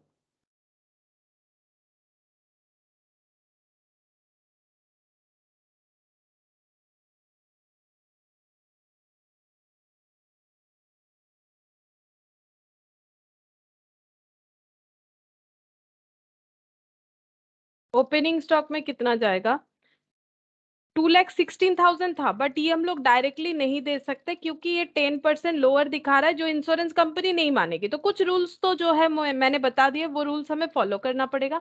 90% into 100%, 2,16,000 divided by 90% into 100, तो एक्चुअली इसका वैल्यू है 2,40,000, ठीक है। यहाँ पर लिख देते हैं 2,40,000 टू परचेज। परचेज कितना है, परचेज है 2,80,000, लेकिन यहाँ पर एक परचेज इंक्लूडेड नहीं है ना, क्योंकि उसका इनवॉइस रेज नहीं हुआ है, तो एंट्री नहीं हुआ, एंट्री नहीं हुआ तो परचेज डेबिट नहीं हुआ, तो यहाँ पर नहीं दिख रहा है, तो हम लोग ऐड कर देंगे परचेज गुड्स डिलीवर्ड, मतलब sorry goods receipt but invoice not receipt. तो फिजिकली गुड्स रिसीव्ड हुआ है, तो प्रोबेबली ये जल सकता है, ठीक है। तो स्टॉक में रहेगा, जला है कि नहीं जला है वो तो बाद में देख लेंगे, जब वैल्यू पता चलेगा कि कितना स्टॉक जला है, और उसमें वो तो फिजिकली देखेंगे तभी पता चलेगा कौन सा स्टॉक जला कौन सा नहीं जला। लेकिन यहाँ पर ये ऐड करने से ये पता चल जाएगा कि ये भी हमारे पास स्टॉक में था, तो ये हो गया टोटल 3,20,000 बाई सेल 6,20,000, 6,20,000 का सेल है, और यहाँ पर 80,000 का सेल हम लोगों ने किया तो था, जो कि इसमें इंक्लूडेड है, बट गुड्स डिलीवर्ड नहीं हो पाया, तो फिर यहाँ से सेल कम करने का हमें जो है सिस्टम है, सेल कम कर देंगे, इसीलिए कम कर देंगे क्योंकि फिजिकली वो स्टॉक मेरे पास है, तो हम उस सेल को कम करके दिखाएंगे। इससे दो बेनिफिट होता है, देखो, एक तो सेल कम करने से वो मेरे क्लोजिंग स्टॉक में आ जाएगा ऑटोमेटिकली कि मेरे पास ही था मेरा स्टॉक, और क्योंकि देखो जो सेल हुआ है वो तो ये दोनों स्टॉक में से सेल हुआ है ना, ये टोटल स्टॉक कितना बन रहा है 5,60,000। अब तुम लोग सोच रहे हो उसमें से 6,20,000 कैसे बेचा होगा, प्रॉफिट लगा के बेचा है, ठीक है।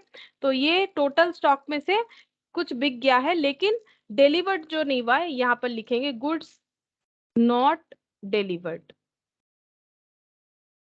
यहाँ से 80,000 माइनस हो जाएगा।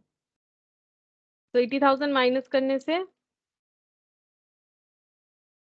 5,40,000 आ जाएगा। ठीक है, इससे दो बेनिफिट हुआ, एक तो मेरा सेल कम हो गया तो यहाँ पर जो जीपी आएगा, ग्रॉस प्रॉफिट, वो सही आएगा। क्यों? देखो, अगर हम 80,000 मेरे कस्टमर को बेच ही नहीं सकते हैं, ठीक है, भले ही मुझे कस्टमर ने पैसा दे दिया, मुझे रिटर्न करना पड़ेगा या किसी तरह से सेटल करना पड़ेगा, तो ये 80,000 से प्रॉफिट तो कमा नहीं सकते, ये जल सकता है। इसीलिए जीपी मेरा उतने में ही आना चाहिए जितने में एक्चुअली प्रॉफिट कमा सकते हैं, वो सारा स्टॉक जो ऑलरेडी डिलीवर्ड हो चुका है। ठीक है, तो यहाँ पर जीपी रेशियो कितना है? 25%। पास्ट रिकॉर्ड के हिसाब से, पास्ट रिकॉर्ड यूज करना पड़ेगा क्योंकि यहाँ तो पूरा साल खत्म ही नहीं हुआ था, उसके पहले ऐसा एक्सीडेंट हो गया।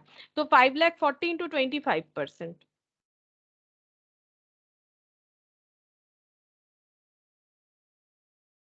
1,35,000।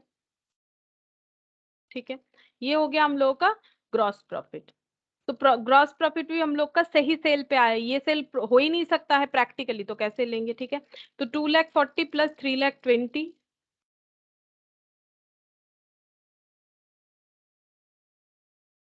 6,95,000 माइनस 5,40,000, 1,55,000,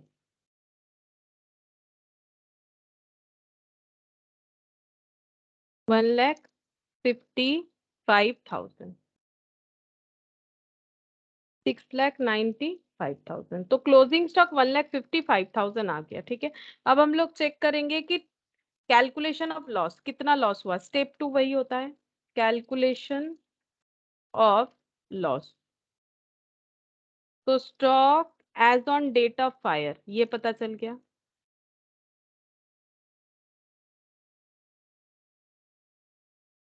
ये स्टॉक जो है वो था, लेकिन सारा ही लॉस हुआ ऐसा नहीं है, थोड़ा बहुत बचा लिया गया है। 31,000 सैलवेज।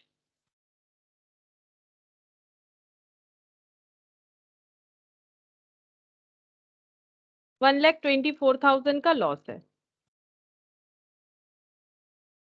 ठीक है, अब हम लोग कैलकुलेट करेंगे क्लेम, कैलकुलेशन ऑफ क्लेम। तो क्लेम कितना होगा? क्लेम इक्वल टू, मैंने फॉर्मूला बता रखा था, ठीक है, और कंसेप्ट भी बता दिया था। तो यहाँ पर हो जाता है टोटल लॉस, 1,24,000 का लॉस हुआ है आउट ऑफ 1,55,000, ऐसे करके भी याद रख सकते हो। 1,24,000 का लॉस हुआ है आउट ऑफ 1,55,000, और हमें इसका जो पॉलिसी वैल्यू है उसके प्रोपोर्शनेटली हमें मिल जाएगा क्लेम। पॉलिसी वैल्यू है 1,00,000 का, तो आंसर आ जाएगा 1,24,000 इंटू 1,00,000 डिवाइडेड बाई 1,55,000।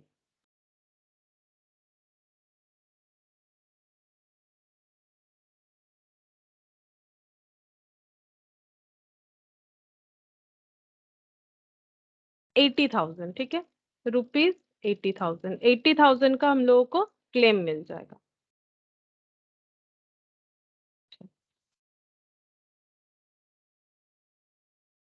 फोर वाला हम लोग लास्ट क्लास में कर चुके थे, फिफ्थ नंबर करेंगे, illustration 5।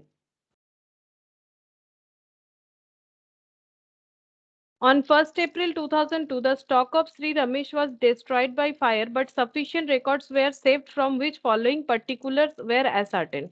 Stock at cost 1st January 2001, 73,500. Stock at cost 31 दिसंबर 79,600। तो यहाँ पर बोल रहा है 1 अप्रैल को जो है फायर ऑकर हुआ है, और इनका ईयर शुरू होता था जैन को और खत्म होता था दिसंबर को। तो जैन से लेकर दिसंबर 2001 तक का हमें डिटेल्स दे रखा है। फायर ऑकर हुआ है 1 अप्रैल 2002 को, मतलब नेक्स्ट ईयर। ठीक है, नेक्स्ट ईयर हुआ है, तो हम लोगों को प्रीवियस ईयर का ट्रेडिंग का डेटा दे रखा है। इसका मतलब हमें जीपी नहीं मिलेगा पूरे क्वेश्चन में, देखो नहीं मिलेगा। परचेज दे रखा है 3,98,000, 2001 का opening stock, closing stock, purchase दे रखा है, सेल भी देना चाहिए, एटलीस्ट सेल दे रखा है। ठीक है, फिर बोल रहा है परचेज, फिर से एक परचेज बोला है, लेकिन ये कब का है? 2000 ये 1 तक का डेटा दे रखा था, 2002 से लेके जिस दिन फायर ऑकर हुआ उस दिन तक का परचेज दे रखा है, उस दिन तक का सेल्स दे रखा है। ठीक है, इसका मतलब अगर हमारे पास जीपी रेशियो गायब है तो हमें क्या करना पड़ेगा? देखो, लास्ट क्लास में जो मैंने नोट्स लिखवाया था वो अब यहाँ से पढ़ोगे तो और भी क्लियरली समझ में आ जाएगा क्या होगा। ये देखो, यहाँ पर दिया था मैंने calculate gross profit ratio of earlier year last year by preparing trading account, और यहाँ पर मैंने बोला था if GP ratio of last year is given, जो कि इस क्वेश्चन में नहीं है, तो in question then step 1 is not required, जो अभी तक हम लोग कर रहे थे, बट अभी हमारा स्टेप 1 रिक्वायर्ड हो जाएगा बिकॉज जीपी हमारे पास मिसिंग है। तो फर्स्ट स्टेप यही वाला हमें करना है, जीपी कैलकुलेट करेंगे। नेक्स्ट हमें बोल रहा है कि यहाँ पर जब हम लोग वैल्यू किए थे क्लोजिंग स्टॉक का, कौन से डेट पे, देखो बोल रहा है 31 December 2001, 2300 had been written up on a certain stock which was a poor selling line having a cost of 6900. A portion of these goods were sold in market 2002 at loss of 250 on original cost of 3450. ये सारा चीजें समझा देंगे यहाँ से लेके, ठीक है। The remainder of the stock was now estimated to be worth its original cost subject to the above exception. Gross profit had remained at a uniform rate throughout the year. ये पूरा पैरा हम लोग समझ लेंगे, लेकिन पहले क्या करते हैं, एक एक पॉइंट को हम लोग यहाँ पर लिख लेते हैं, बार बार क्वेश्चन नहीं देखना पड़ेगा। तो इलस्ट्रेशन 5, तो क्वेश्चन कुछ इस तरह से दे रखा है, 1 Jan 2001 और यहाँ से लेके यहाँ तक कर देते हैं 31 December 2001, ये हो गया।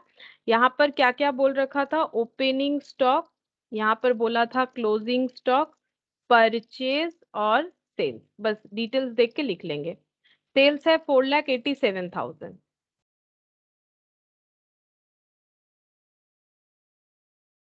अच्छा। परचेज है 3,98,000, ओपनिंग स्टॉक 73,500, 3,98,000 और क्लोजिंग स्टॉक है 79,600। तो ये हो गया हम लोगों का एक साल का डेटा। देखो मैंने पहले भी बोला था अगर जीपी नहीं दिया हुआ रहेगा तो हमें इंफॉर्मेशन दिया हुआ रहेगा जहां से हम लोग जीपी कैलकुलेट कर सकते हैं। अब क्वेश्चन को यहाँ से देखो, फिर फायर अकर हुआ है 1 अप्रैल को, ठीक है। तो यहाँ पर 1 अप्रैल, तो 1 अप्रैल यहाँ आ जाएगा, 1 अप्रैल 2002,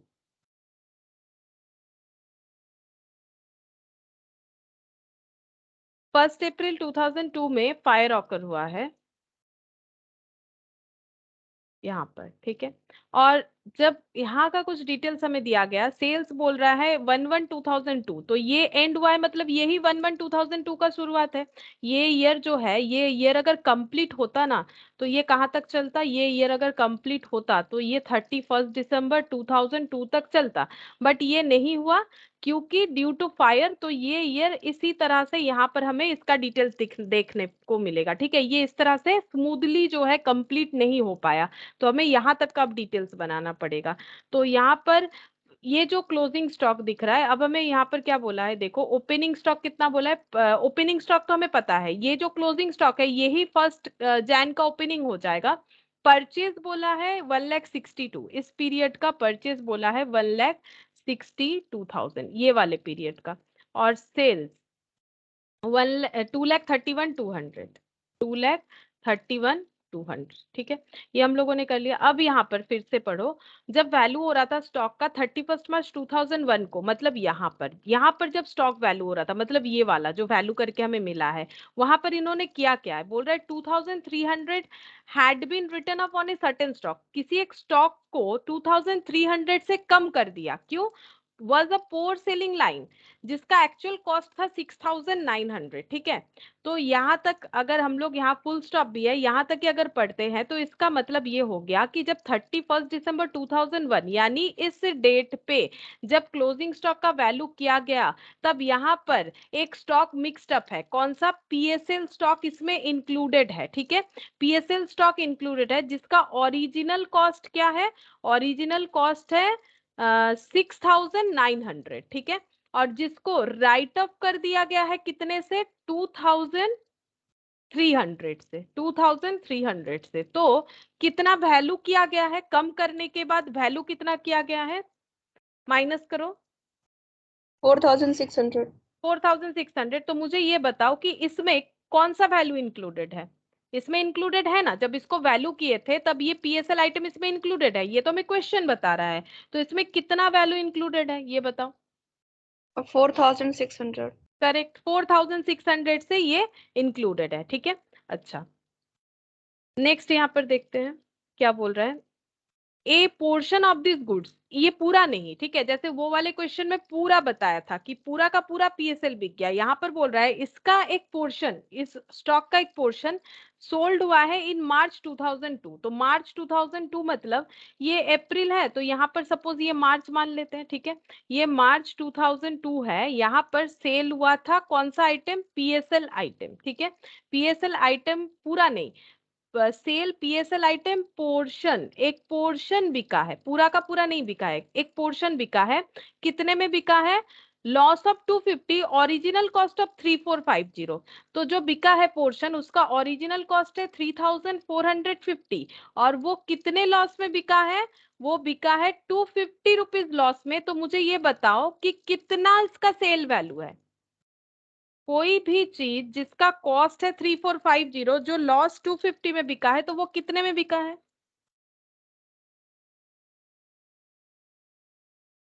हम लोगों ने खरीद, हाँ बोलो बोलो। 3200। 3200, करेक्ट।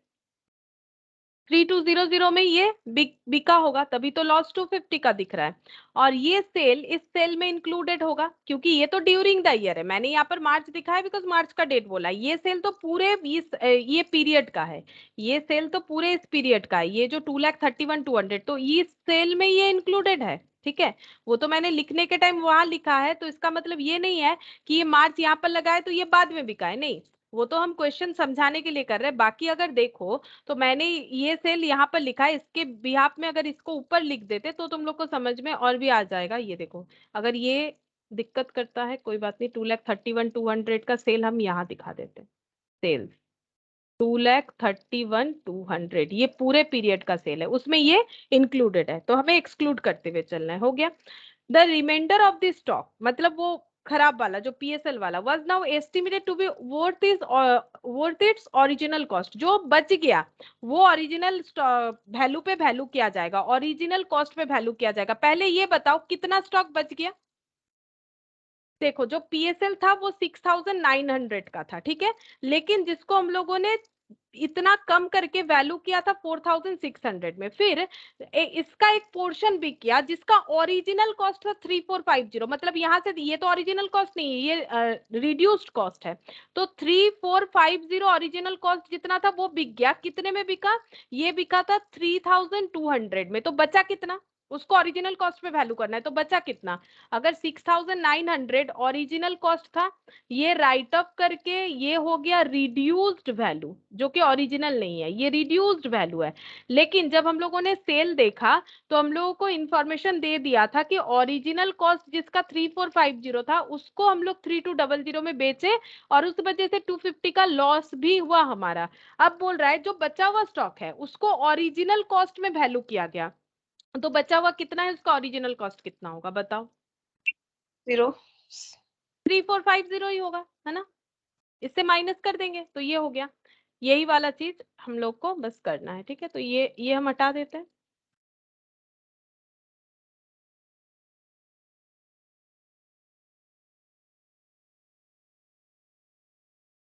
अच्छा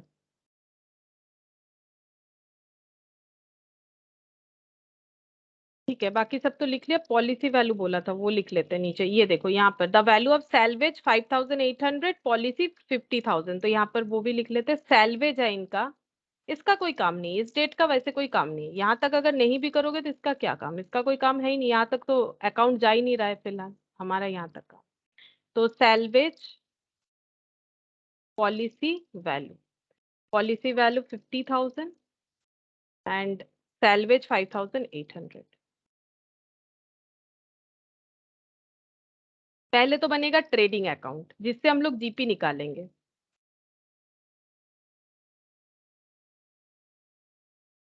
सी Ramesh, trading account for 2001।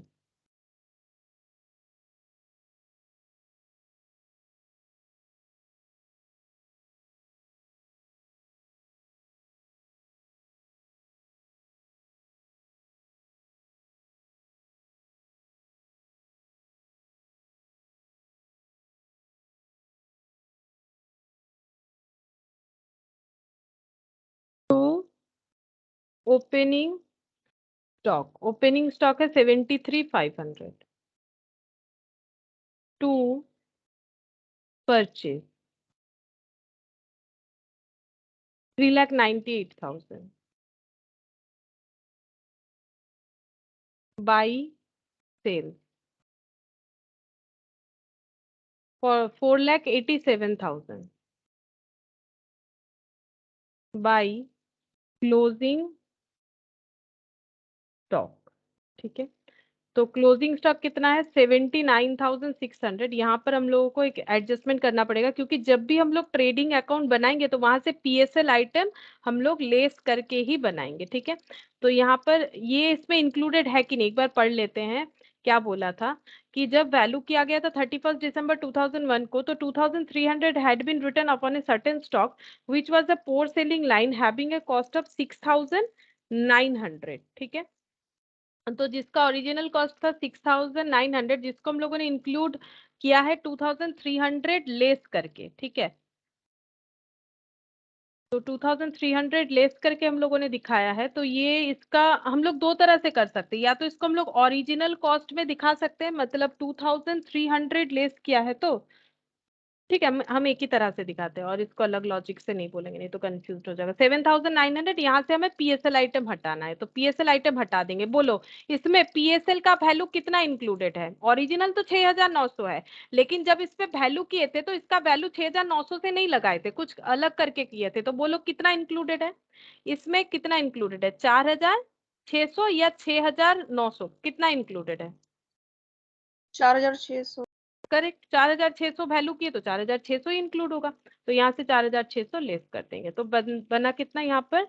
Minus करने से 75,000। ठीक है, तो यहाँ से बैलेंस करके आ जाएगा ग्रॉस प्रॉफिट। अच्छा, एक चीज और भी मुझे यहाँ पर करना था, वो मैंने नहीं किया। एक पॉइंट और भी होगा, ये क्लोजिंग स्टॉक में वैल्यू हुआ। सोचो, एक पीएसएल आइटम मेरे क्लोजिंग स्टॉक तक आ पहुंचा, ये कैसे मेरे क्लोजिंग स्टॉक तक आया? या तो मैंने परचेस किया होगा या तो प्रीवियस स्टॉक का होगा। बोलो, अगर मेरे पास मेरे ईयर एंड में एक मुझे क्लोजिंग स्टॉक दिख रहा है, ठीक है, सॉरी पीएसएल आइटम दिख रहा है, तो ये कैसे आया होगा?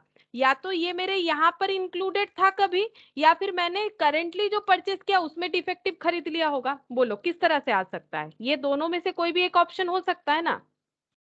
अब तुम लोग सोच रहे हो कि मैम पहले वाले क्वेश्चन में तो आपने ऐसा कुछ बोला नहीं, तो पहला वाला क्वेश्चन में क्या दिया था? बोल ही दिया था कि यहाँ पर इंक्लूडेड है, तो क्यों मुझे दिमाग लगाने का जरूरत नहीं था। बोल ही दिया था कि क्लोजिंग स्टॉक जो मतलब प्रीवियसली जो क्लोजिंग है और आज के डेट पे जो ओपनिंग है उसमें इंक्लूडेड है, ये बता दिया। बट यहाँ पर ये नहीं बताया कि यहाँ पर जो क्लोजिंग स्टॉक में इंक्लूडेड है वो कहाँ से आया है। तो ये जो है, ये आने का दो ही ऑप्शन है, या तो हम लोगों ने इस साल खरीदा उसमें आ गया, या तो प्रीवियसली खरीदा हुआ था उसमें से ट्रांसफर होते हुए आया। तो अगर कुछ नहीं बताया जाएगा देन हम लोग ये दोनों में से कोई भी एक एज्यूम कर सकते हैं। तो हम ये एजम्पशन ले रहे हैं कि हम लोगों ने जो परचेस किया ना उसमें इंक्लूडेड था। ठीक है, तो 3,98,000, 3,98,000। ठीक है, इसमें से हम लोग को क्या करना पड़ेगा? लेस करना पड़ेगा। कौन सा आइटम?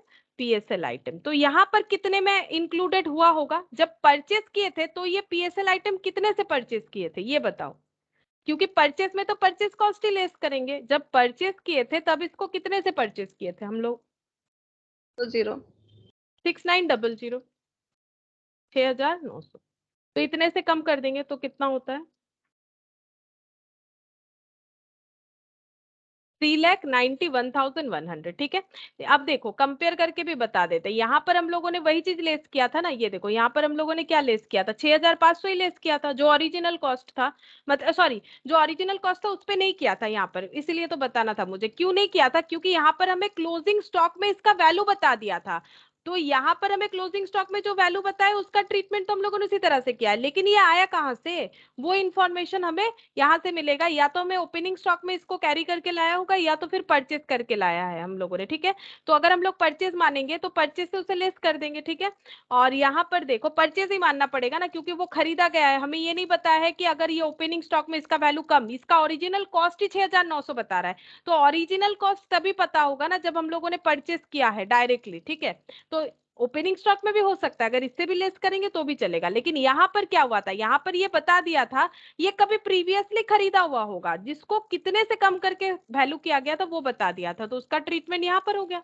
ठीक है, और क्लोजिंग स्टॉक में ये क्यों नहीं दिखाया, बिकॉज ये तो बिक गया था, तो क्लोजिंग स्टॉक में कहाँ से आएगा, लेकिन यहाँ पर तो ये बिका नहीं। ठीक है, तो ये क्लोजिंग स्टॉक में भी इंक्लूडेड है, लेकिन क्लोजिंग स्टॉक में एज ए 6,900 नहीं, एज ए 4,600 इंक्लूडेड है।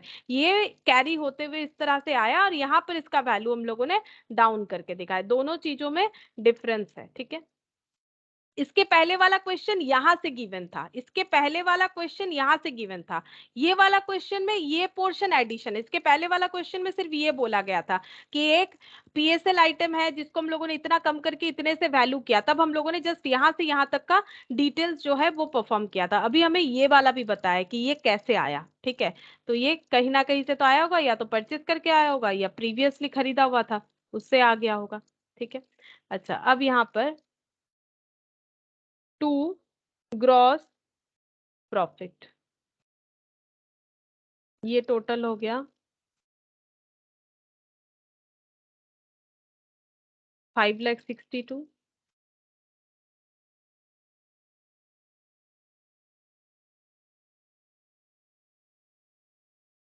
5,62,000 माइनस 73,500 माइनस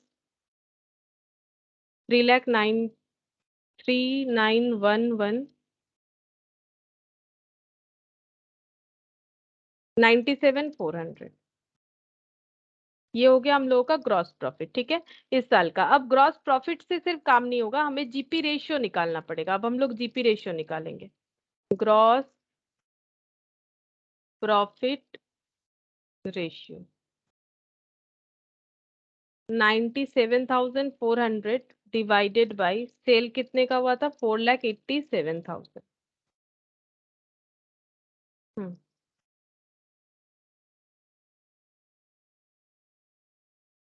इंटू 100, यानी कि 20%, 20% का जीपी रेशियो है। ठीक है, अच्छा अब यहाँ पर क्वेश्चन में बोला था यही GP ratio uniform rate throughout the year, ये मान के चलेंगे कि इसके बाद हर बार इतना ही जीपी रेशियो हुआ है, यही चीज हम लोग को बोला था। Subject to the above exception, ये एक्सेप्शन होने के बाद भी, होने के साथ साथ gross profit had remained at a uniform rate throughout the year. ठीक है, तो अब इसके बाद बनेगा यहां से यहां तक का memorandum trading,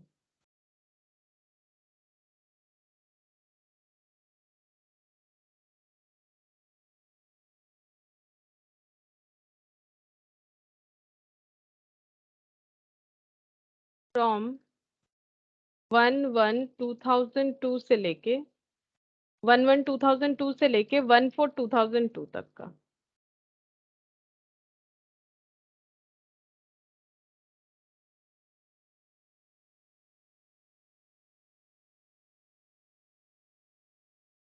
to opening stock. ठीक है, तो ओपनिंग स्टॉक अभी हम लोग जब देखेंगे तो यहाँ पर कुछ प्रॉब्लम है, जिस प्रॉब्लम को हम लोगों ने रेक्टिफाई करके हम लोगों को पता है कि कितना होगा 75, तो यहाँ से ना देख के हम लोग यहाँ से देखेंगे, जो पीएसएल एक्सक्लूडेड आइटम है उसी से हमें ट्रेडिंग मेमो ट्रेडिंग बनाना होता है, तो यहाँ पर लिख दिया एक्सक्लूडेड पीएसएल आइटम 75,000, या तो डायरेक्टली लिख दो या तो फिर ये लिख के पीएसएल लेस करके लिख के दिखाना पड़ेगा, एक ही बात है। नेक्स्ट लिखेंगे परचेज 1,62,000, 1,62,000 बाई सेल्स। ठीक है, सेल्स में एडजस्टमेंट करना पड़ेगा क्योंकि यहाँ पर ड्यूरिंग द ईयर बोला था कि पीएसएल आइटम जो है वो सेल हुआ है। ठीक है, तो पीएसएल आइटम देखते हैं कितना है, पहले सेल देख लेते हैं। सेल है 1,62,000, लिख लेते हैं सेल है 1,62,000।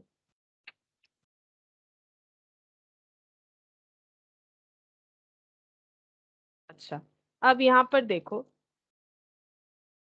1,62,000 हो गया, यहाँ पर सेल हुआ है पीएसएल आइटम, कितने में सेल हुआ है 3,200, हमें कितना लेस करना चाहिए, अगर हम लोग पीएसएल सेल नहीं दिखाना चाहते तो हमें कितना लेस करना चाहिए 3,200, जितने में सेल हुआ है। ठीक है, तो यहाँ से लेस कर देंगे पीएसएल सेल।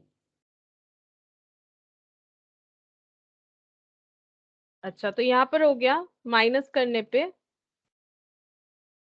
अच्छा सेल मैंने ठीक लिखा, चेक करते हैं। 2,31,200, मुझे डाउट लग रहा था, गलत हो गया। 2,31,200,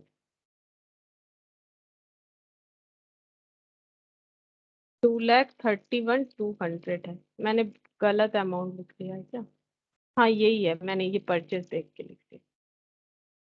अच्छा, तो माइनस कर देते हैं, 0,0,0, ये हो गया 2,28,000, ठीक है। टू ग्रॉस प्रॉफिट कितना होगा? रेट जो है यूनिफॉर्म रेट वही वाला लेना पड़ेगा, 20%। 2,28,000 का 20%,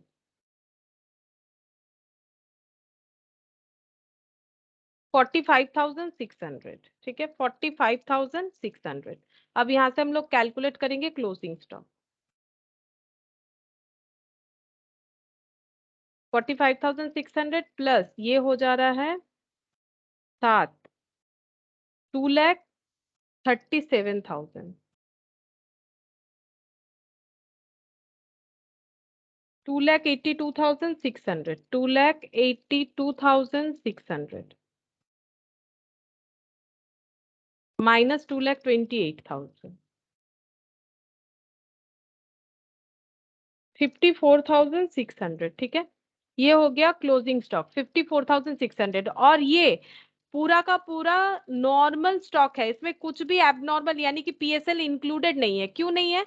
क्योंकि देखो हम लोगों ने यहाँ ओपनिंग स्टॉक जो लिखा था ये क्या था? ये हम लोगों का नॉर्मल स्टॉक था, मतलब कोई भी पीएसएल नहीं था। कैसे पता चला? ये देखो 75 तो हम लोगों ने पीएसएल लेस करके ही बनाया था, ठीक है।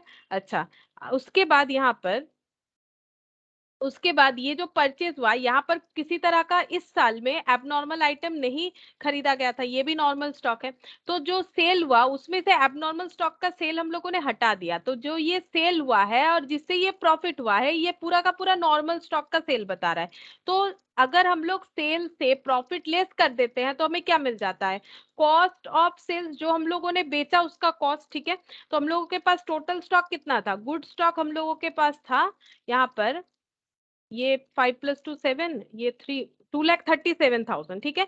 उसमें से हम लोगों ने कितना स्टॉक बेच दिया? 2,28,000 का स्टॉक बेच दिया, वो भी 45,600 के प्रॉफिट में। ये देखो 2,28,000 से प्रॉफिट हटा देते हैं, ये देखो 2,28,000 का सेल किया और उसमें प्रॉफिट कमाया 45,600, तो कितना स्टॉक बिक गया?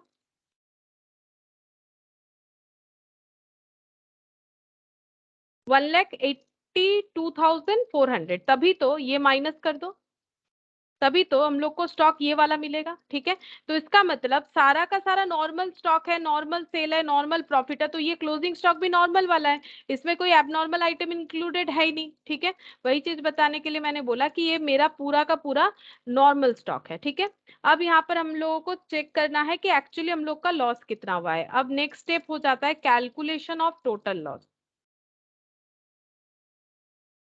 तो यहाँ पर लिखेंगे closing stock as on date of fire. तो closing stock as on date of fire दिख रहा है हमें 54,600।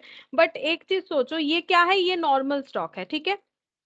तो एबनॉर्मल स्टॉक क्या कुछ बचा हुआ है? जैसे कि जो छोटा वाला क्वेश्चन था वहां पर बोला था पूरा का पूरा सेल हो गया, दैट्स वाई कुछ बचा हुआ नहीं था। लेकिन यहाँ पर तो क्वेश्चन हमें बता दिया है कि एक पोर्शन बिका है, बाकी पोर्शन रह गया है, उसको ओरिजिनल कॉस्ट में वैल्यू करना है। तो एबनॉर्मल स्टॉक जो रह गया है उसको हमें यहाँ पर दिखाना पड़ेगा, क्योंकि हम लोग तो एबनॉर्मल को एक्सक्लूड करते हुए कर रहे हैं। तो यहाँ पर दिखा देंगे कि एबनॉर्मल स्टॉक कितना इंक्लूडेड है। एबनॉर्मल स्टॉक कितना है, कितना बचा हुआ है? 6,900 था ओरिजिनल कॉस्ट, 3,450 ओरिजिनल कॉस्ट में बिक गया, बचा 3,450। ये मैंने ऑलरेडी यहाँ पर तुम लोग को डिस्कस करके दिया था। अब ये टोटल कर लेंगे तो पता चल जाएगा कितना स्टॉक लॉस हुआ है। मतलब हो सकता है 58,050 लेस करेंगे, सैल्वेज अगर कुछ बचा लिया है तो हमें टोटल लॉस मिल जाएगा। टोटल लॉस 5,800 सैल्वेज है, तो 5850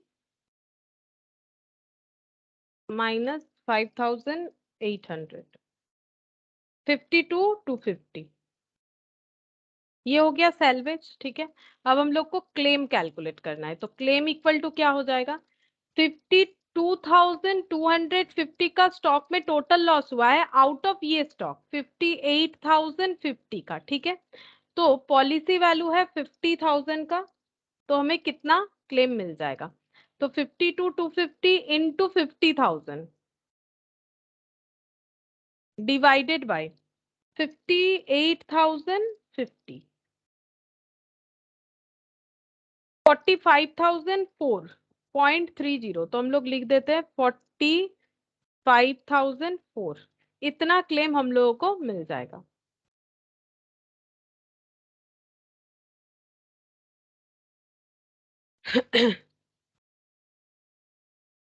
अच्छा, क्वेश्चन नंबर 6 देखो। On 19th of May 2002, the premises of Sri Garib was destroyed by fire, but sufficient records were saved where from the following particulars were ascertained. Stock बता दिया है 36,750 कब का, 11/2001 का। ठीक है, इसका मतलब हमारा फायर ऑकर हुआ है 2002 में, मई 2002 में, लेकिन 11/2001 का डिटेल्स बता रहा है, यानी जीपी नहीं मिलेगा हमें। देखो क्लोजिंग स्टॉक भी बता दिया, पूरे एक साल का, पूरे एक साल का परचेज, एक साल का सेल, ये पूरे 2001 का डिटेल्स बता दिया। इससे हम लोग ट्रेडिंग बना के जीपी निकाल लेंगे, देन जीपी रेशियो। फिर परचेज बता रहा है नेक्स्ट ईयर के स्टार्टिंग से लेके फायर ऑकर होने तक का परचेज, उस टाइम पीरियड का सेल।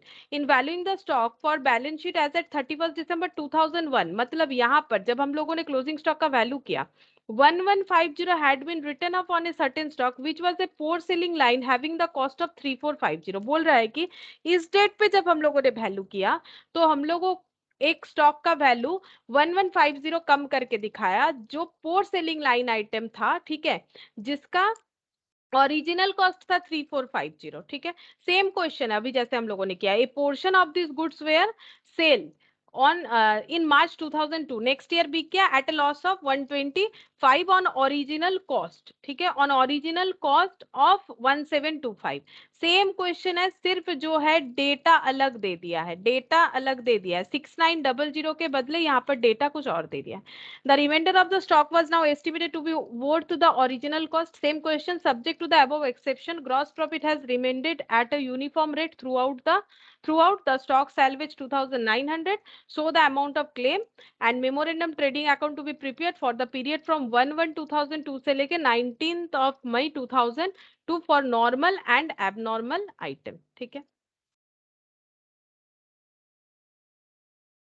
तो इलास्ट्रेशन 6 सेम क्वेश्चन है, हम और ड्रॉ नहीं कर रहे, डायरेक्ट कर दे रहे। पहले आ जाएगा ट्रेडिंग अकाउंट। मैम मैम एकदम होमवर्क दे दीजिए ना। अच्छा ठीक है, ये भी सही है, सेम क्वेश्चन है तो ये होमवर्क दे देते हैं, तो तुम लोग ये कर पाओगे। इसका आंसर हम बता देते, एक बार आंसर बता देते, ये तुम लोग घर पे करो, इसका आंसर हम बता देते हैं, वो लिख लो। इसका आंसर हो जाएगा, क्लेम का ही ओवरऑल मेरे पास है, वही दे देते हैं, 26,125। ठीक है, तो ये नेक्स्ट क्लास में हम चेक कर लेंगे कि तुम लोग का आंसर हुआ कि नहीं।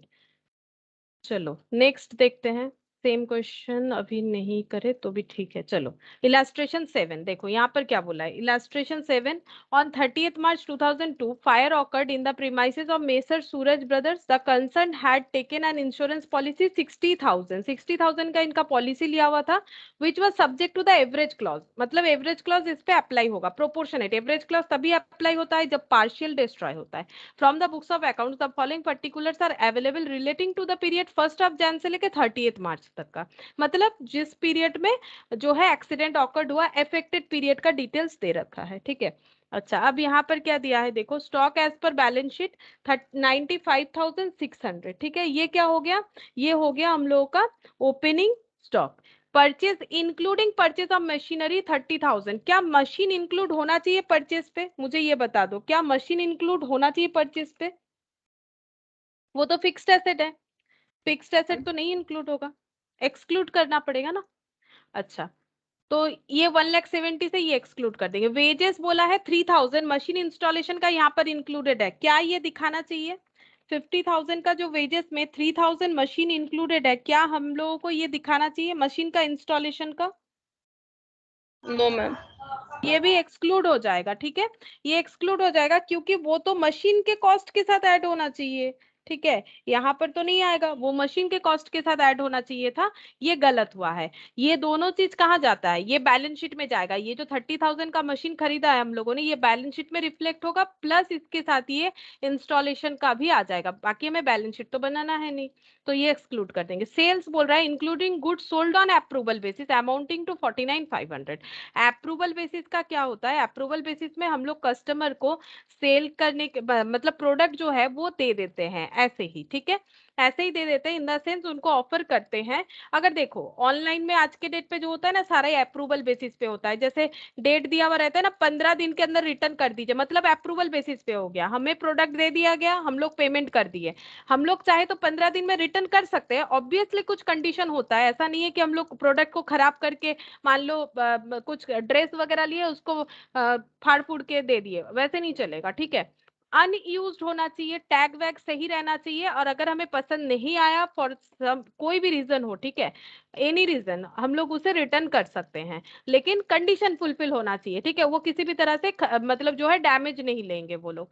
तो ये अप्रूवल बेसिस ही हो गया कि मतलब कंपनी को भी डर लगा रहता है, 15 तारीख तक मान लो, आज कितना तारीख है, आज है 14 तारीख, ठीक है, 14 तारीख को मान लो हम लोगों ने कुछ परचेस किया और इसको रिटर्न करने का लास्ट डेट है 28 तक, तो कंपनी सेल तो कर दी, पैसा भी मिल गया, लेकिन कंपनी जब तक 28 पार नहीं हो जाता है, 28 तक जब तक कुछ भी कंफर्मेशन हमें नहीं मिल जाता है, क्योंकि हम लोग तो उन्हें कंफर्म नहीं करे, हाँ पसंद आ गया ले लिया, ऐसा तो नहीं बोलते हैं ना, हम लोग क्या करते हैं, जब कंपनी को कैसे पता चलता है कंफर्म सेल है, जब 28 जो है वो हम लोगों का 21 आ जाएगा, ठीक है, 28 पार हो जाएगा तब कंपनी को लगेगा अच्छा कस्टमर ने रिटर्न नहीं किया, तो इसका मतलब ये कंफर्मली सेल हो गया, कंफर्म सेल हो गया।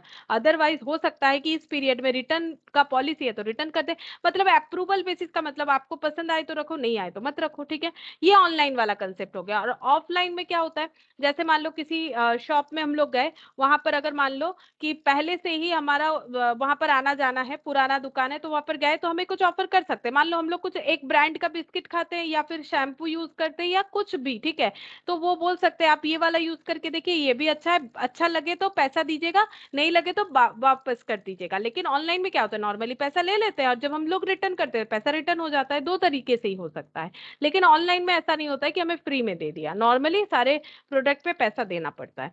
तो यहाँ पर क्या बोल रहा है, गुड्स अप्रूवल बेसिस पे बेचा गया था 49,500 का, ठीक है, और टोटल सेल है 2,75,000। अब यहाँ पर मैंने इतना सारा बात क्यों बोला, no approval has been received in respect of 2/3 of the goods sold on approval.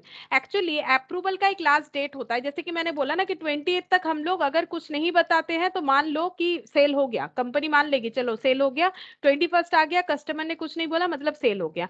लेकिन ऑफलाइन वाला सिस्टम क्या होता है, वहां पर अब हम लोगों को एक टाइम पीरियड दे देगा, आप ये प्रोडक्ट ले जाइए, 5 दिन बाद मुझे कंफर्म कर दीजिए लेना है कि नहीं लेना है। अगर कोई अप्रूवल नहीं आता है, कितने का अप्रूवल नहीं आया, 2/3 का अप्रूवल नहीं आया और अप्रूवल का जो डेट है वो चला गया, तो कंपनी उसे सेल मान लेगी, ठीक है, और अगर अप्रूवल का डेट चला गया तो कंपनी उसे सेल मान लेगी। लेकिन यहाँ पर क्या हुआ है, देखो यहाँ पर 2/3 का अप्रूवल नहीं आया, टोटल सेल कितना है 2,75,000 है, और अप्रूवल 2/3 का नहीं आया, और अप्रूवल बेसिस पे सेल कितना हुआ था 49,500। अब इसका 2/3 करो, मतलब कितने का अप्रूवल नहीं आया, 49,500 इंटू 2/3, 49,500 इंटू 2 डिवाइडेड बाई 3, 33,000 का अप्रूवल नहीं आया है, ठीक है, तो 33,000 का अगर अप्रूवल नहीं आया है तो हम लोगों को उसको क्या मानना पड़ेगा, उसको हम लोग सेल नहीं मानेंगे। अगर अप्रूवल नहीं आया तो हम लोग उसको क्या करेंगे,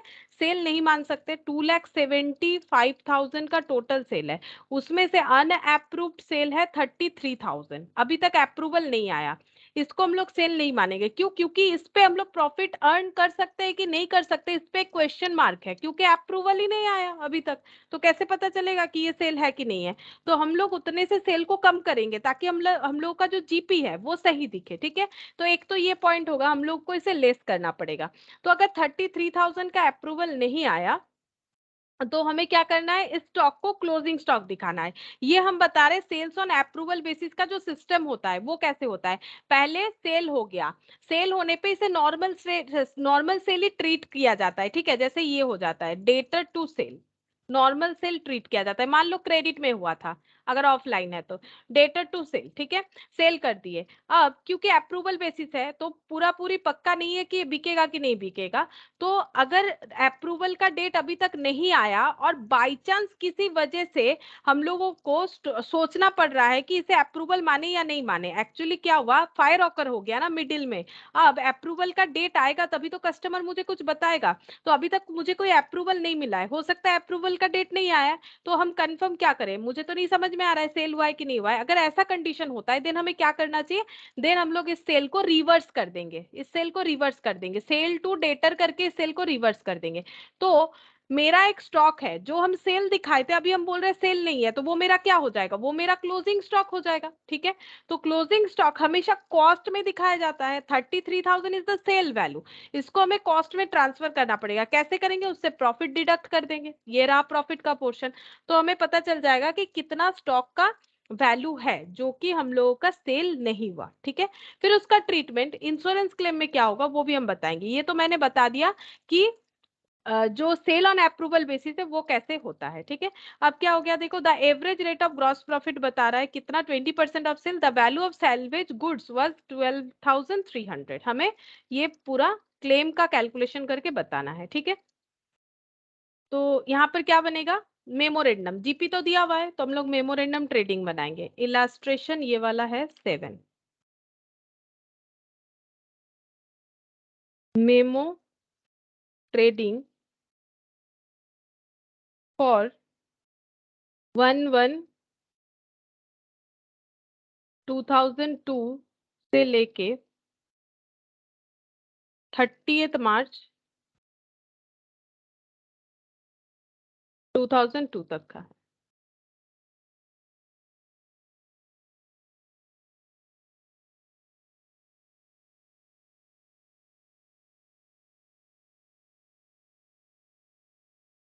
to opening stock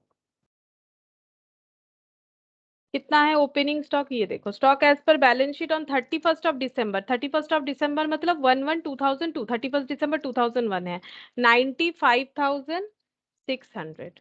to purchase, purchase में प्रिंसिपल एरर कर रखा है, 1,70,000 जो है यहाँ पर मशीन को इंक्लूड कर रखा है, लेस हो जाएगा मशीनरी का कॉस्ट जो है 30,000। तो 1,40,000 ये स्टॉक का परचेज हो गया। नेक्स्ट यहाँ पर टू वेजेस, इसमें भी रेक्टिफाई करना पड़ेगा। वेजेस है 50,000, लेस कर देंगे इंस्टॉलेशन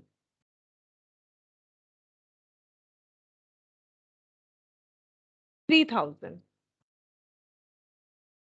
47,000 बाई सेल्स। ये सेल्स हम फिर से समझा देते हैं, देखो बाई सेल्स क्या बोल रखा है, सेल कितना है 2,75,000, ठीक है। लेकिन इसमें एक सेल इंक्लूडेड है जो कि सेल ऑन अप्रूवल बेसिस है। तो कैसे कैलकुलेट होगा, देखो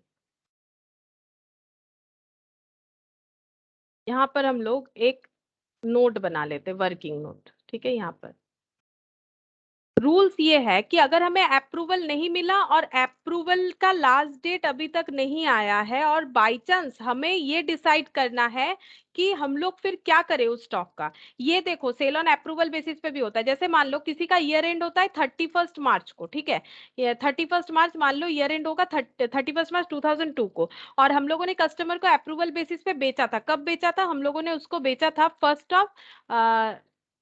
15 मार्च को, ठीक है। और हम लोगों ने 1 मंथ टाइम दिया था, बोला था कि 15 अप्रैल को आप मुझे कंफर्म कर दीजिएगा। अब इस बीच आ गया 31 मार्च जो हम लोग का ईयर एंड है, ठीक है, ईयर एंड है। तो यहाँ पर फाइनल अकाउंट बनेगा, फाइनल अकाउंट बनेगा, फाइनल अकाउंट बनेगा तो ट्रेडिंग पीएलजीपी बनता है। ट्रेडिंग में हमें क्या दिखाना पड़ता है, कितना ओपनिंग स्टॉक है, कितना परचेज है, कितना सेल है। अब जो सेल ऑन अप्रूवल बेसिस का जो आइटम था उसका प्रॉब्लम ये है 15 तारीख को मुझे पता चलेगा कि कस्टमर ले रहा है कि नहीं ले रहा है, मैंने इतना टाइम उनको दे रखा है। अब कस्टमर को तो हम डिस्टर्ब नहीं कर सकते, मुझे फाइनल अकाउंट्स बनाना है तो बोल दीजिए, पहले ही बोल दीजिए, तो वो बोलेगा आपने तो बोला था 1 मंथ का बात है, तो हम उनको डिस्टर्ब नहीं कर सकते। तो मेरे पास क्या ऑप्शन रहेगा, हम ये करेंगे कि कस्टमर के पास मेरा ऐसा एक स्टॉक है जो सेल होगा कि नहीं होगा ये मुझे नहीं पता, ये है थीम, ठीक है। तो हम लोग को क्या करना है, हम लोगों ने जब कस्टमर को बेचा था इस तारीख को तो हम लोगों ने सेल रिकॉर्ड किया था, ठीक है। लेकिन अगर सेल रिकॉर्ड किया है तो सेल दिख रहा है ज्यादा और उसके हिसाब से जीपी बन जाएगा ट्रेडिंग में, तो प्रॉफिट ज्यादा दिखेगा, गलत हो जाएगा। क्यों, अगर इन्होंने यहाँ पर ना बोल दिया तो मेरा तो इस साल का जो फाइनल अकाउंट है वो गलत दिखेगा। तो मुझे क्या करना है, मुझे सेल को कैंसिल कर देना है, ठीक है। मैंने सेल को कैंसिल कर दिया, लेकिन फिर उस स्टॉक का करूं क्या, क्योंकि स्टॉक तो मैंने खरीदा था, मैंने सेल दिखाया, फिर हम बोल रहे सेल नहीं दिखाना चाहते, ठीक है। सेल दिखाया, सेल मत दिखाओ। तो इससे क्या हुआ बेनिफिट कि मेरा सेल गलत नहीं शो होगा, जीपी गलत नहीं आएगा, क्योंकि 15 तारीख के पहले पता नहीं चलने वाला, ठीक है। तो फिर इसका करे क्या, परचेस किए थे तो परचेस में तो वो इंक्लूडेड है वो कॉस्ट, तो हम उसको क्लोजिंग स्टॉक दिखा सकते हैं। तो फिर थर्ड जो हमारा स्टेप होता है, हम इसे दिखा देंगे क्लोजिंग स्टॉक, ठीक है। सेल किए थे अप्रूवल बेसिस पे, अप्रूवल का डेट नहीं आया, अप्रूवल नहीं मिल सकता है 15 तारीख के पहले, 31 मार्च को फाइनल अकाउंट्स बनाना है, तो सेल जो सेल हुआ कि नहीं हुआ उस पर अगर हमें शक है, सेल कैंसिल कर दो और उसको क्लोजिंग स्टॉक दिखा दो, ठीक है।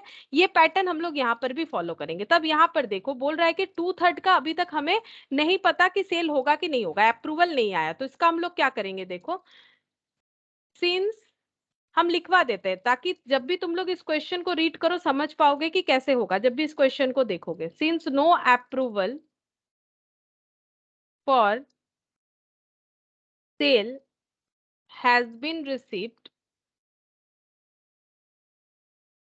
फॉर गुड्स ऑफ रुपीज, कितना हो जाएगा 3/4।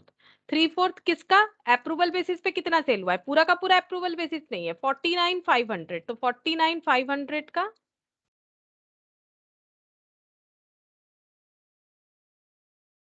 3/4, sorry 2/3, 2/3 equal to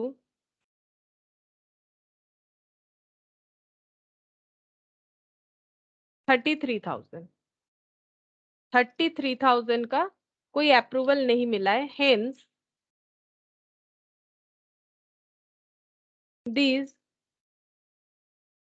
should be valued at cost. हम लोग इसको कॉस्ट में वैल्यू करेंगे, क्योंकि अभी मैंने बोला ना सेल कैंसिल कर देंगे, क्लोजिंग स्टॉक दिखाएंगे।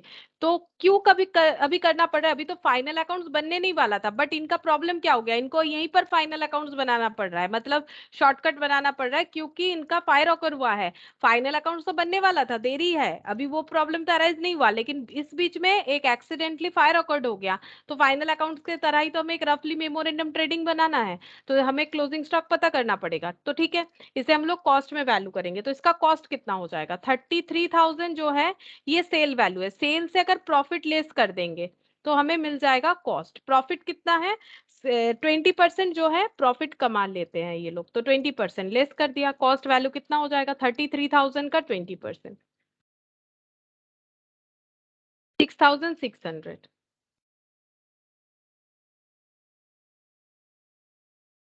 एक सेकेंड, एक सेकेंड, तुम लोग माइनस करो मत।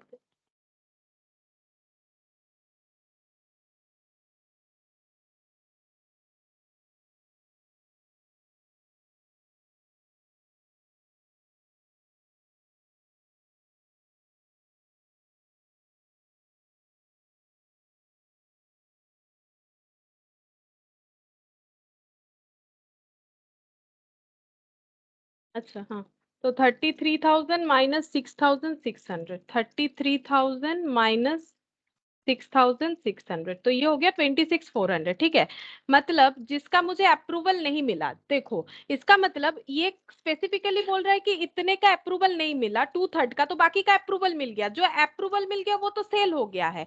और है कहाँ गुड्स? कस्टमर के पास है, उनको टेस्ट करने के लिए दिया गया है ना कि आप देखो अच्छा लगता है तो लो, नहीं तो नहीं। तो इसका मतलब गोडाउन में तो नहीं है। लेकिन 2/3 जो अप्रूवल नहीं मिला, ठीक है, 26,400, इसको हम लोग क्या मानेंगे? इसको हम लोग मानेंगे क्लोजिंग स्टॉक। क्लोजिंग स्टॉक का वैल्यू इतने से हो गया। ठीक है, अच्छा अब हम लोग को क्या करना पड़ेगा? देखो सेल कैलकुलेट करते हैं, तो एक्चुअली हम लोग का सेल कितना दिखाना चाहिए? Calculation of sale. तो देखो सेल टोटल कितना है? 2,75,000। ये हम लोग का टोटल सेल है इंक्लूडिंग अप्रूवल सेल। यहां से हम लोग माइनस कर देंगे, कितना माइनस कर देंगे? ये वाला 33,000। ये हम लोग का सेल नहीं हो रहा है, तो सेल हम लोग इतना माइनस कर देंगे। क्योंकि 2/3 का कंफर्मेशन नहीं मिला तो इसको सेल नहीं मान सकते हैं। अप्रूवल बेसिस का मैंने सिस्टम समझाया, तो हम लोग सेल को सबसे पहले कैंसिल करेंगे तो सेल कम हो जाएगा। तो कितना हो गया? 2,75,000 माइनस 33,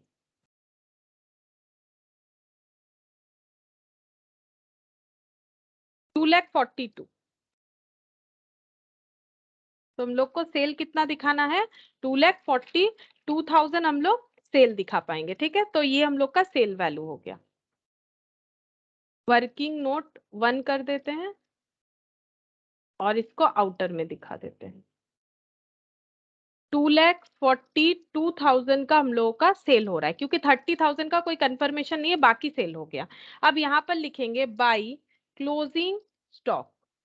और जो हम लोगों का कंफर्मेशन नहीं आया, बोलो तो ये स्टॉक किसके पास है? कस्टमर के पास है कि हम लोगों के पास है? जो 33,000 का अप्रूवल नहीं मिला, तो हम लोगों ने उसको सेल से कम करके दिखा दिया। उसका रीजन ये है ताकि जीपी सही दिखे, गलत ना दिखे। क्योंकि 33,000 का सेल हुआ नहीं हुआ नहीं पता, तो सेल कैंसिल कर दिया।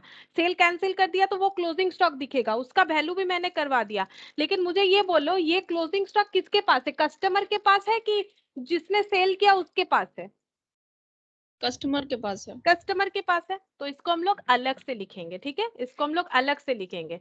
कस्टमर के पास है तो बोलो इंश्योरेंस कंपनी इसका क्लेम देगी? अगर कस्टमर के पास है तो क्या ये जलेगा? मुझे ये बताओ। अगर ये मैम कस्टमर नहीं जलेगा ना, तो इसको अलग से दिखाएंगे। तो यहाँ पर लिखेंगे गुड्स लाइंग विथ कस्टमर। 20 कितना है? 26,400 शायद, एक बार चेक कर लेते। हाँ 26,400 आया। और क्लोजिंग स्टॉक ये बैलेंसिंग फिगर करके आ जाएगा। यहाँ पर कैलकुलेट करने वाले हम लोग जीपी। जीपी कितना हो जाएगा? सेल कितना है? 2,42,000 इनटू, इनका जीपी रेट क्या रहता है? इनका जीपी रेट रहता है 20%।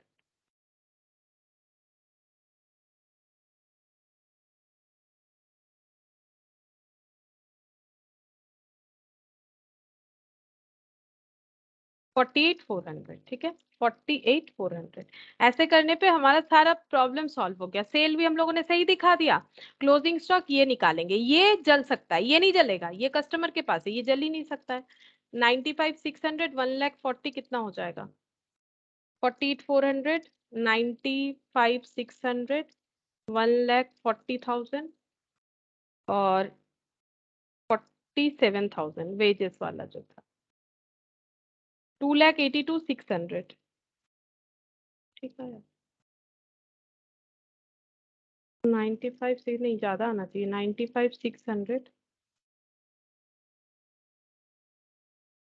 प्लस 1,40,000 और 47,000।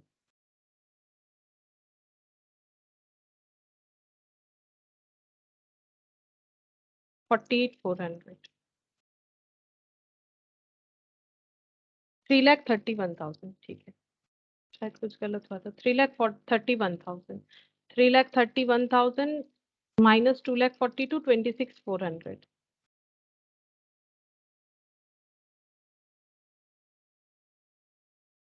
62,600। ठीक है, ये स्टॉक जो है ये लॉस हो सकता है, ये नहीं होगा, इसको अलग से ही दिखाना चाहिए इस वजह से। यहाँ पर कैलकुलेट करेंगे टोटल लॉस का। टोटल लॉस कितना हो रहा है? तो टोटल लॉस हो जाएगा 62,600 था, ठीक है। मैंने थोड़ा सा यहाँ पर शॉर्टकट ले लिया, तुम लोग प्रेजेंटेशन उसी तरह से करोगे, closing stock as on date of fire इस तरह से लिख के, और यहाँ से लेस कर देंगे सैल्वेज अमाउंट। सैल्वेज कुछ था 12,300।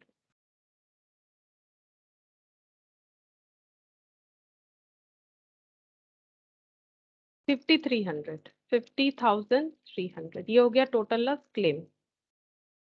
50,300 का लॉस हुआ है आउट ऑफ 62,600, और क्लेम मिलेगा proportionately, proportionate amount policy value पे होगा, policy value 60,000। 50,300 into 60,000 divided by 62,600,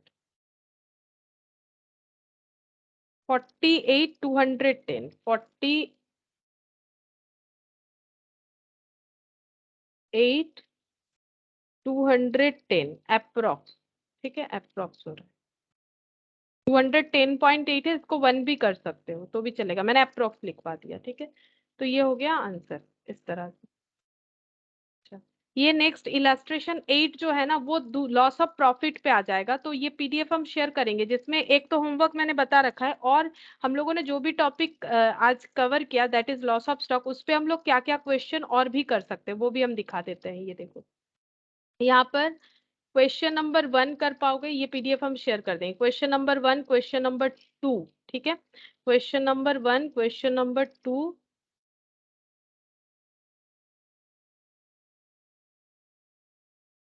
3, ठीक है, 1 2 3 4, ठीक है। क्वेश्चन नंबर 4 तक, 5 6 फिर दूसरे टॉपिक पे आ जाएगा आई थिंक, ठीक है। तो 1 2 3 तो कर ही सकते हो, ठीक है। 1 2 3 4 ये भी होमवर्क कर सकते हो।